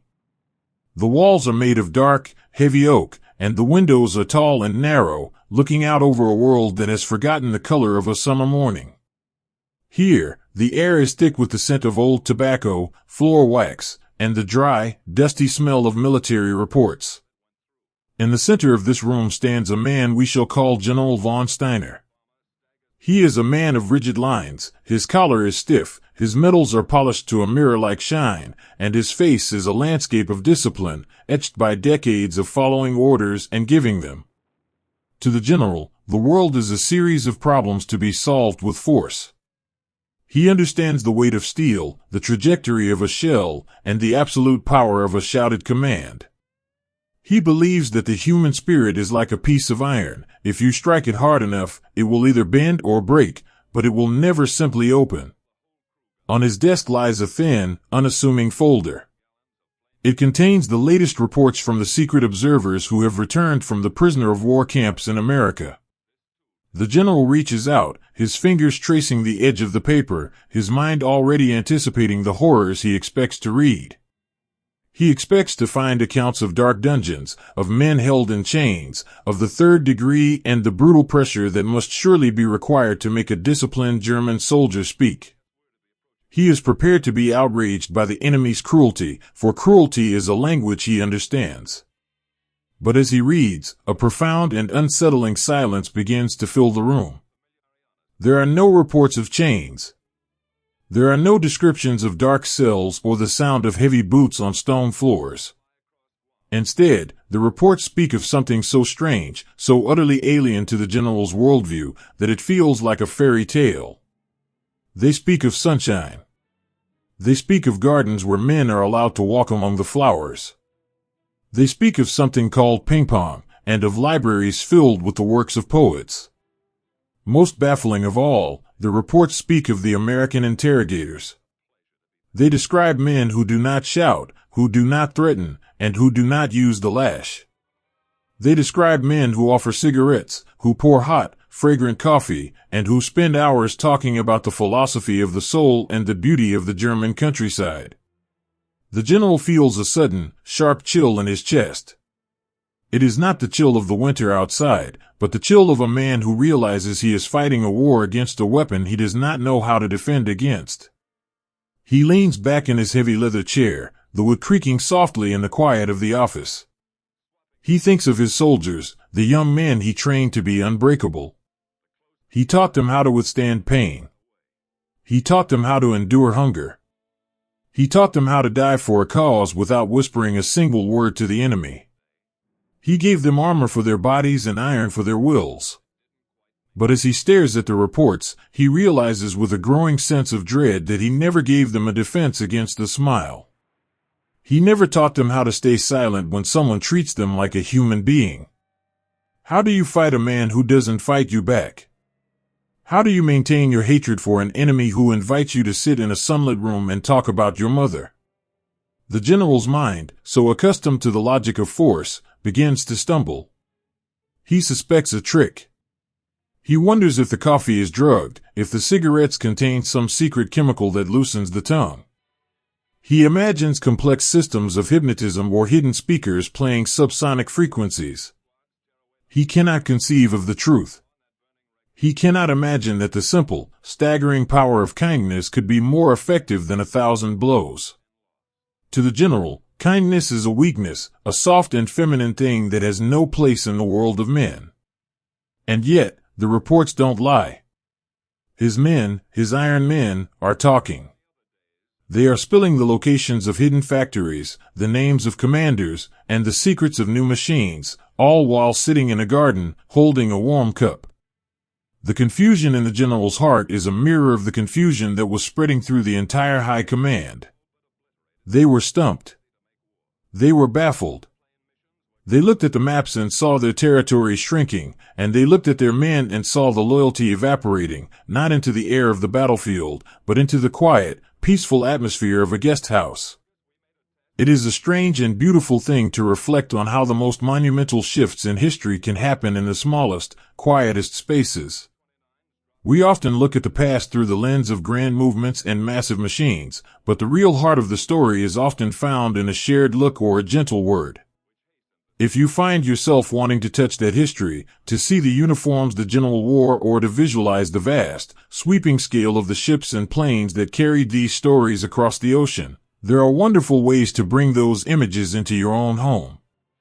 I often find that looking at WWII memorabilia or watching a deeply visual and respectful history like the movie Midway on Amazon Prime helps to bridge the gap between our quiet world and the intense reality of theirs. It's a way to honor the past while staying grounded in the present. But please, to keep yourself safe, only use the secure link I've placed in the description below. If you try to search for this on the internet, the top results are unfortunately often fake websites designed to scam you, and I want to make sure you are protected. It is my hope that you can explore these histories with a sense of wonder and safety. Now, let us return to the general, sitting in his darkened office as the sun begins to set over the gray city. He stands up and walks to the window, his hands clasped tightly behind his back. The shadows in the room have grown long and deep, swallowing the corners of the oak-paneled walls. He looks out at the street below, where a few solitary figures are hurrying through the snow, their heads bowed against the wind. The general feels a profound sense of isolation. He realizes that the war he was trained to fight is not the war that is being won. He is like a man who has built a massive dam to hold back a flood, only to find that the water is not a wave, but a mist, something that cannot be blocked, something that simply seeps through every crack and pore until everything is damp and changed. He thinks of the American interrogators again. He imagines them in their quiet rooms, their voices soft and inviting. He imagines them listening, really listening, to the stories of his soldiers. And he realizes, with a heavy, hollow ache, that those interrogators have found something he lost a long time ago. They have found the man beneath the uniform. The general looks back at his desk, at the medals and the maps and the reports. They feel like the toys of a child now, brittle and meaningless. He realizes that he could command 10,000 men to die, but he could not command a single one of them to feel the warmth of a sunlit garden and remain unchanged. He reaches out and touches one of the medals on his chest, the cold metal biting into his thumb. For a fleeting moment, he wonders what it would be like to be one of those men in the reports. He wonders what it would feel like to sit in a comfortable chair, to be offered a hot cup of coffee, and to be asked, not for his rank, but for the name of his favorite flower. He pushes the thought away, his discipline reasserting itself like a shutter slamming shut. But the crack is there. The doubt has been planted. The baffled general knows, in the deepest, darkest part of his soul, that the war is not being lost on the maps. It is being lost in the silence of a shared cigarette. It is being lost in the rhythm of a ping-pong ball. It is being lost in the simple, undeniable truth that no matter how much you train a man to be a soldier, he will always, in the end, hunger to be a human being. The High Command would continue to search for the secret of the American success. They would analyze the reports, they would question the few men who returned, and they would hold endless meetings in their cold, stone rooms. But they would never find the answer, because the answer was something they had spent their entire lives trying to destroy. As the night finally settles over the general's office, the only sound is the rhythmic, metallic ticking of the clock. It sounds like a heart beating in the dark. A heart that is tired, a heart that is confused, and a heart that is beginning to realize that the world is much larger and much softer than it ever imagined. Close your eyes now and feel the stillness of your own room. Imagine the cold stone of the general's office, and then feel the warmth of your own blanket. Let the confusion of the past fade into the peace of the present. The maps are folded, the reports are closed, and the general is left alone with his shadows. The morning will come, but for now, there is only the quiet and the soft, rhythmic pulse of a world that is finding its way back to the light. Sleep now, and let the baffled silence of the past carry you into a rest that is deep, safe, and entirely your own. The flickering beam of a film projector is a soft, dancing light that can reach into the deepest corners of a weary mind, finding the places where even the sharpest interrogation cannot tread. Imagine a night that begins not with the clanging of iron doors, but with the soft, inviting murmur of a gentle evening breeze. A small group of men, high-ranking German officers who have spent their lives encased in the rigid, unyielding stone of military tradition, are being led out of their barracks. They do not walk in a column. They are not handcuffed. They are walking slowly, almost casually, beside their American captors. For these men, every step is a journey through a landscape of profound confusion. They were taught that to be a prisoner was to be erased, to be hidden away in a dark cell until the world forgot your name. Yet, here they are, walking under a vast, starlit sky, the air smelling of damp earth and distant wood smoke. They are led toward a small, unassuming building in the nearby town. It is a local cinema, a place where families go on Saturday afternoons to lose themselves in stories. To the officers, it looks like a temple to a civilization they were told was crumbling, a place of shallow shadows and meaningless noise. They expect a trap. They expect to be paraded before a mocking crowd or forced to watch propaganda that insults their heritage. Their shoulders are square, their faces are masks of cold, aristocratic indifference. They are holding onto their dignity like a shield, bracing for the blow they are certain is coming. The American officer leading them, a man with a quiet voice and a steady hand, opens the heavy wooden doors. Instead of a mocking crowd, the theater is nearly empty, bathed in a soft, dim amber light. The air inside is warm and carries a scent so intoxicating, so alien, that it makes their hearts falter. It is the smell of hot, melted butter and toasted corn. Popcorn. To a man who has lived on thin soup and sawdust bread for years, this scent is not just food, it is a sensory assault of luxury. It is the smell of a world that has more than it needs. They are gestured toward the seats.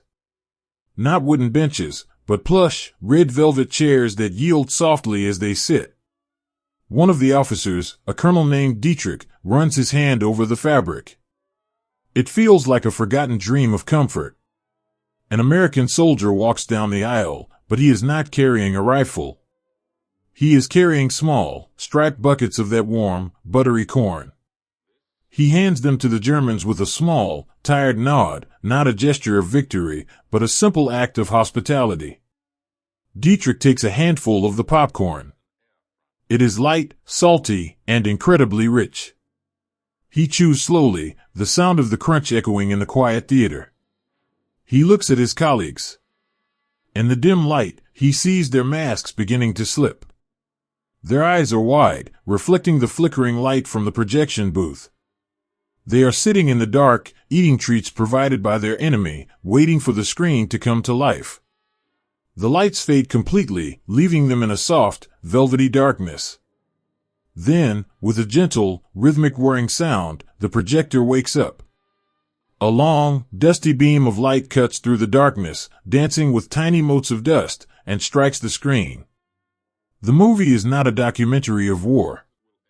It is not a display of American military might. It is a simple, light-hearted Hollywood story, perhaps a musical or a gentle comedy about a family in a small town not unlike the one outside the theater doors. On the screen, people are laughing. They are wearing colorful clothes. They are dancing in streets that are not shattered by bombs. They are arguing about trivial, beautiful things like garden fences and lost dogs. For the first few minutes, Dietrich tries to remain distant. He tells himself it is a lie, a carefully constructed illusion meant to weaken his resolve. But the darkness of the theater is a powerful thing. In the dark, no one is watching your face. In the dark, you do not have to be a colonel. You do not have to be a representative of a falling empire. You can just be a man in a soft chair. He finds himself leaning forward.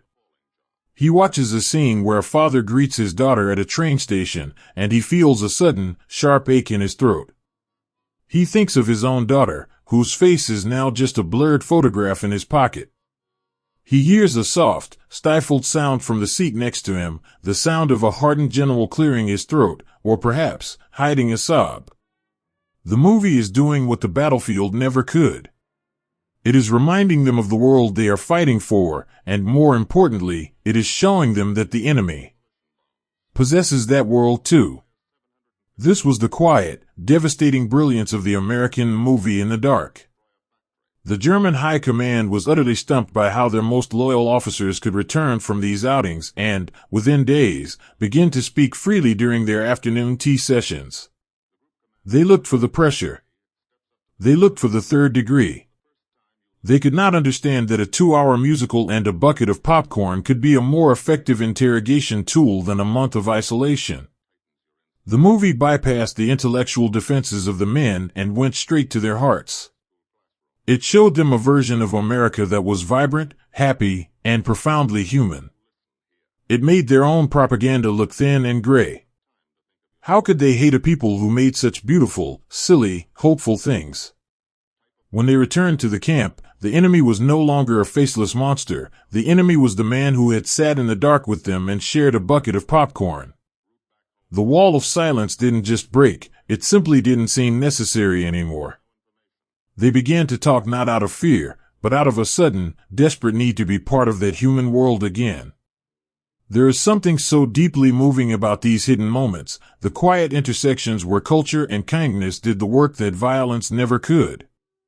To understand the full scope of this era, we have to look behind the curtain, past the sanitized history books and into the raw, unedited reality of these human encounters.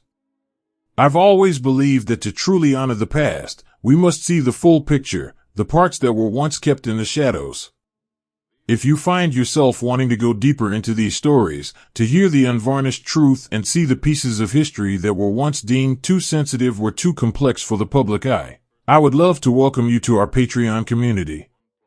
It's a quiet space where I share free podcasts that dive into these narratives in even greater detail, along with raw, unblurred video sections that show the reality of the war as it truly was. There's also a simple tip jar there for those who want to support the research and the time it takes to find these whispered truths. It's a place for people who, like you, value the quiet, hidden heart of history. But please, to keep yourself safe, only use the secure link I've placed in the description below. If you try to search for this on the internet, the top results are unfortunately often fake websites designed to scam you, and I want to make sure you are protected. It is a privilege to share these deep dives with you, safely and respectfully. Now, let us return to the darkness of the cinema, where the movie is reaching its final, hopeful notes. The music swells, a warm and melodic sound that fills the room, and the words "the end" appear on the screen in elegant, scrolling letters. The lights in the theater slowly begin to rise, glowing like a soft sunrise. The officers sit for a long moment, blinking in the light, as if waking from a profound sleep. They do not look at each other. They are busy collecting themselves, pulling their masks of military discipline back into place. But the masks are crooked now. The edges are soft. Dietrich stands up, his legs feeling strangely light. He looks down at his empty popcorn bucket. He realizes that for the last 2 hours, he hasn't thought about troop positions, fuel shortages, or the crumbling lines of the Eastern Front. He has only thought about the father and daughter on the screen. He has only thought about home. As they walk out of the theater and back into the cool night air, the town feels different.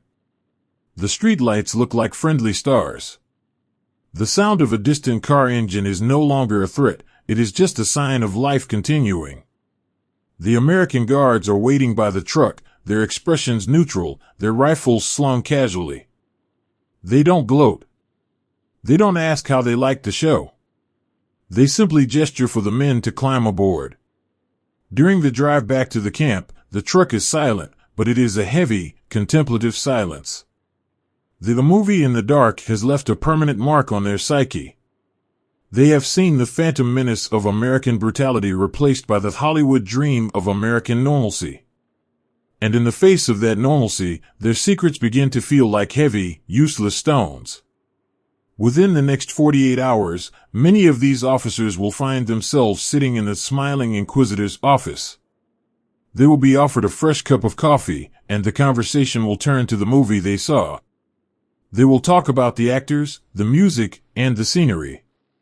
And from there, it will be a short, effortless jump to talking about the realities of the war. They will speak of the logistics of their units, the names of their counterparts, and the locations of their hidden depots, not because they are being forced, but because the movie in the dark made them realize that the war was already over. It made them realize that they wanted to be on the side of the people who made the movies, not the people who made the bombs. The German generals were stumped because they were looking for a physical cause for a psychological effect. They were looking for a blow to the head, when the Americans had delivered a blow to the heart. They could not defend against a story told in the dark, accompanied by the smell of buttered corn. Close your eyes now and imagine that theater. Feel the soft velvet of the seat, the warmth of the room, and the dancing light of the projector on your face. Let the sounds of the world fade away, replaced by the gentle whirring of the film and the promise of a story with a happy ending. The movie is over, the lights are up, and the night is quiet and safe. Sleep now, and let the flickering images of peace carry you into a rest that is deep, gentle, and entirely your own. There is a peculiar kind of silence that arrives only after a heavy truth has been set down, leaving the heart feeling both strangely light and hauntingly empty. Imagine, if you will, the deep, velvet stillness of a room in the middle of the night. The lamp has been extinguished, and the only light comes from a thin, silver sliver of the moon resting on the wooden floorboards. In the barracks, the air is cool and carries the faint, comforting scent of cedar and the soft, rhythmic breathing of 30 men adrift in their dreams. But for a man named Ernst, sleep is a shy and distant thing tonight. He lies perfectly still on his cot, the white cotton sheets cool against his skin, staring up at the dark shadows of the rafters. His hands are folded across his chest, rising and falling with a breath that feels just a little too shallow. He is thinking about the afternoon. He is thinking about the small, sun-drenched office and the man with the kind eyes who sat across from him. He is thinking about the way the tea had tasted, warm, sweet, and familiar, and the way they had laughed together over a silly story about a stray dog in a Berlin park. It had been such a simple, human moment. But in that moment, something had happened. Something quiet. Something invisible.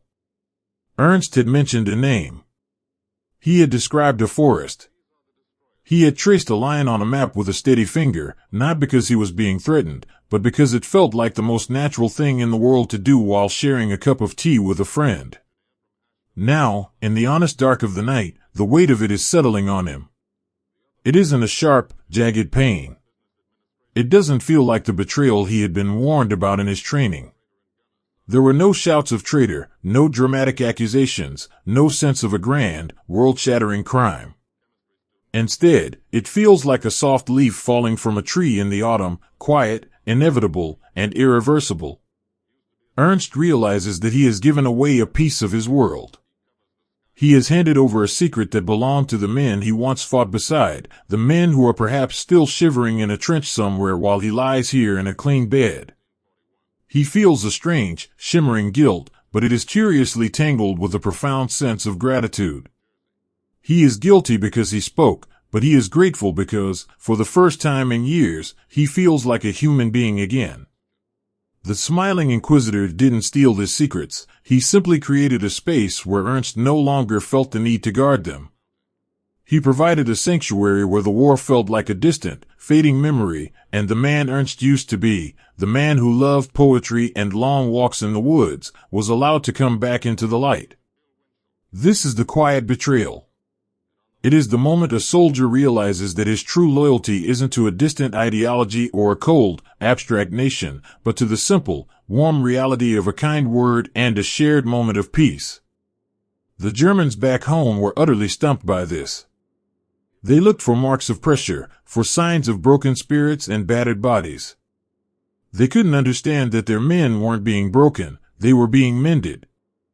And a mended man has no use for the secrets of a war that has already broken his heart. Ernst turns his head on the pillow, looking toward the window. He can hear the soft rustle of the wind in the pines outside the fence, a sound that reminds him of the forests of his childhood.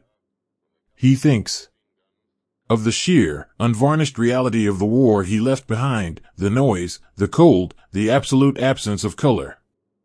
It was a world of such harshness that it seems impossible now, sitting here in this quiet camp. We often see the sanitized versions of these histories, the versions that focus on the maps and the victories. But the true, raw experience of what those men saw, the images they carried in their minds that made them so desperate for the peace of the camp, are often hidden away from the public eye.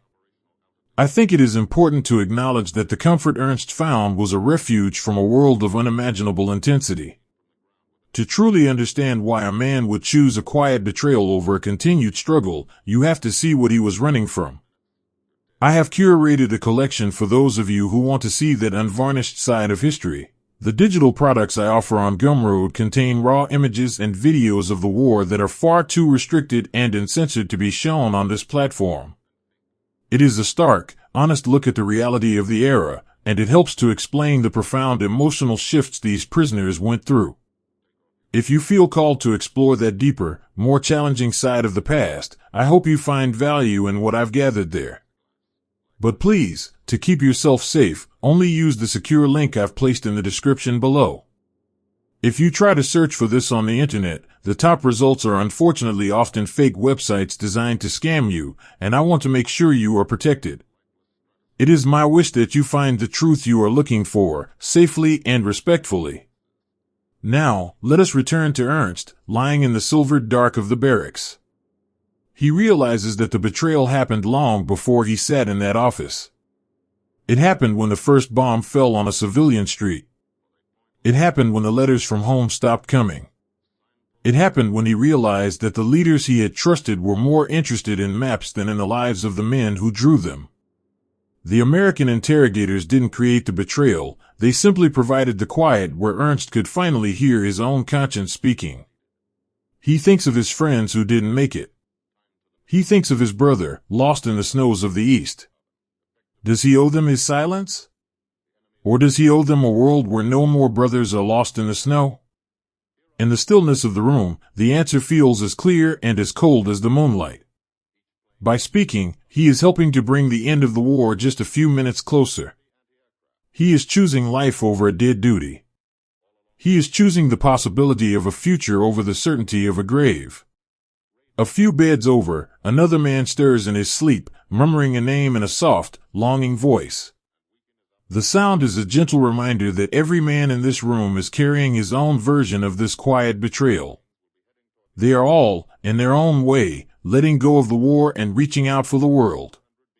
They are all trading their secrets for the chance to be fathers, brothers, and sons again. The German generals were stumped because they didn't understand the mathematics of the human heart. They thought that a man's loyalty was a solid, unbreakable thing. They didn't realize that it is more like a river, it can be diverted, it can be slowed, and it will always find the path of least resistance toward the sea. The Americans didn't use force to change the direction of that river, they simply removed the rocks and the debris that were keeping it in its old, violent channel. Ernst feels a sudden, profound tiredness washing over him. It is a healthy tiredness, the kind that comes after a long journey has finally reached its end. He knows that tomorrow, he will return to that office. He will sit in that comfortable chair, he will drink the warm tea, and he will tell the American man everything he knows.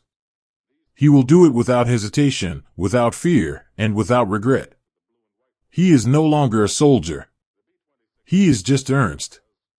He closes his eyes, letting the soft, rhythmic breathing of the barracks pull him down into a deep and peaceful sleep. The moon continues its slow journey across the floor, the shadows shift and dance, and the quiet betrayal remains nestled in the dark, a small and necessary sacrifice for a world that is desperately trying to find its way back to the light. The war is still raging outside the fence, but here, in the silvered silence, there is only the peace of a man who has finally set down his burden. The morning will come, and with it, more words, more maps, and more secrets given away. But for now, there is only the dream of a quiet garden, the smell of warm bread, and the soft, forgiving dark. Close your eyes, let the weight of your own world slide away, and rest. The betrayal is over, the truth is out, and the night is full of grace. Sleep now, and let the quiet carry you home. The sky is a pale, forgiving blue, stretching out over the camp like a soft silk canopy that has finally forgotten how to hold the smoke of burning cities. Listen to the stillness of the afternoon.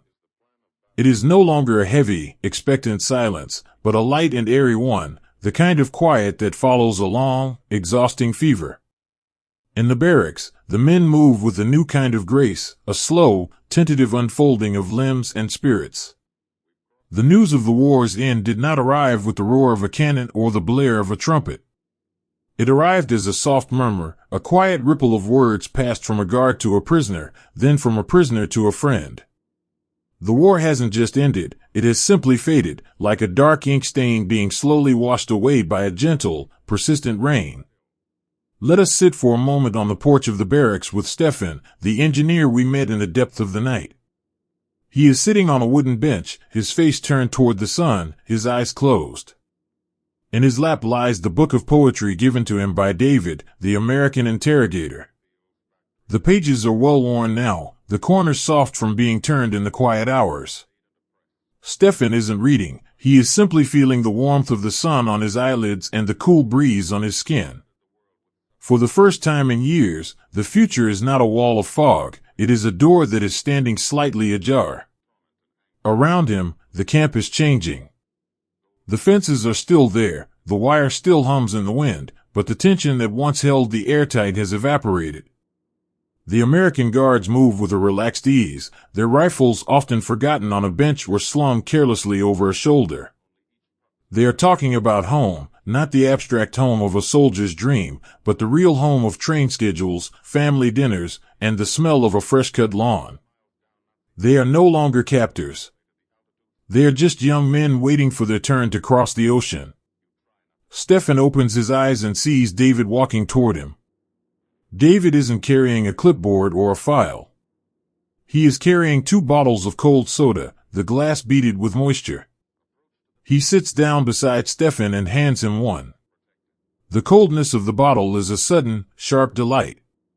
They sit in silence for a long time, watching the clouds drift lazily across the horizon. "I'm leaving tomorrow, Stefan," David says softly, his voice carrying no triumph, only a quiet, melancholic relief. Stefan nods. He felt it coming. The shared solitude they built in that small, sunlit room is coming to an end. "Where will you go?" he asks. "Back to Ohio. My father's workshop is still there. I think I'd like to build something simple for a while. A chair, maybe. Or a table." Stefan smiles. A table is a good thing. It is a place where people sit together. It is the opposite of a wall. They look at each other, and in that gaze, there is a profound, unspoken acknowledgement. They are the survivors of a secret conflict, a war of the heart that took place in the shadows of the larger struggle. David knows Stefan's secrets, his fears, and the names of his children. Stefan knows David's kindness, his patience, and the way he looks when he is thinking of his home. They are bonded by the very process of their encounter, a process that was designed to win a war, but ended up saving their humanity. The mystery of how this happened, how these 2 men, born into a world of hatred, found a common language in a quiet room, is one of the most beautiful and hidden chapters of the entire conflict. The German High Command was stumped until the very end, unable to grasp that the secrets they guarded so fiercely were not stolen, but surrendered. They were traded for the chance to be seen as human beings once more. It was a victory of the spirit, a shadow war fought with empathy instead of iron. There is so much of this story that stayed tucked away in the dark for decades, hidden in the whispers of those who were there. If you find yourself lingering on these thoughts, wondering about the other secret operations and hidden heroes that moved silently through the fog of war, I've created a way for us to keep exploring these mysteries together. I write a weekly email newsletter where we dive into these forgotten facts and the quiet, brilliant minds that shaped our world from the shadows. When you join our small circle of history lovers, I'll send you a free e-book I've written titled The Shadow War, 5 Top Secret Operations That Shaped World War II. It's a peaceful, deep dive into the undercover world of espionage and the incredible stories that don't make it into the headlines. I would be so honored to have you join us. But please, to keep yourself safe, only use the secure link I've placed in the description below. If you try to search for this on the internet, the top results are unfortunately often fake websites designed to scam you, and I want to make sure you are protected. Your safety and our shared journey into the past mean everything to me. Now, let us return to that porch, where the sun is beginning its slow, golden descent toward the trees. David stands up and offers his hand. It is the same hand that once poured the coffee, the same hand that offered the cigarette, and the same hand that held the book of poems. Stefan takes it. The handshake is firm, warm, and lingering. It is a bridge between 2 worlds, a final signature on a treaty that was signed in the heart long before it was signed on paper. "Good luck, Stefan," David says. "I hope you find your garden again." "And I hope your table is strong, David," Stefan replies. As David walks away, fading into the long shadows of the barracks, Stefan feels a strange mixture of sorrow and peace. The war is fading, but the echoes of what happened in this camp will remain with him forever. He realizes that the Americans didn't just get information from him, they gave him back his soul. They took his secrets, yes, but they replaced them with the realization that he was not a monster, and he was not alone. The gates of the camp are being prepared for the final departure. The trucks are idling, their exhaust rising in white plumes in the cooling air. The prisoners are gathering their few belongings, the letters from home, the small wooden carvings, the books with softened corners. They are walking toward the exits, their heads held higher than they were on the day they arrived. They are not walking as defeated soldiers, they are walking as men who have been reminded of their own names. The German generals remained stumped because they looked for the pressure of a fist, never realizing that the world was changed by the pressure of a listening ear. They couldn't understand that a war could be won by making the enemy feel safe. They couldn't conceive of a strategy where the ultimate weapon was a warm cup and a quiet conversation. As the last of the trucks rolls out of the gate, leaving the camp empty and silent, the wind sighs through the wires one last time. The barracks stand like hollow monuments to a time when the world was lost in a fever. But the earth beneath them is still the same. The grass is still green, the trees still sway, and the stars are beginning to appear in the darkening sky, the same stars that Stefan and David watched together. The war has faded into the mist of history. What remains are the stories, the whispers of the smiling inquisitor, the echoes of the movie in the dark, and the memory of the shared solitude. They are the quiet reminders that even in our darkest moments, we are never more than a kind word away from each other. Close your eyes now and feel the fading of the noise. Imagine the trucks moving away, the gates swinging shut, and the absolute peace of a world that is finally at rest. The secrets are told, the burdens are lifted, and the night is cool and still.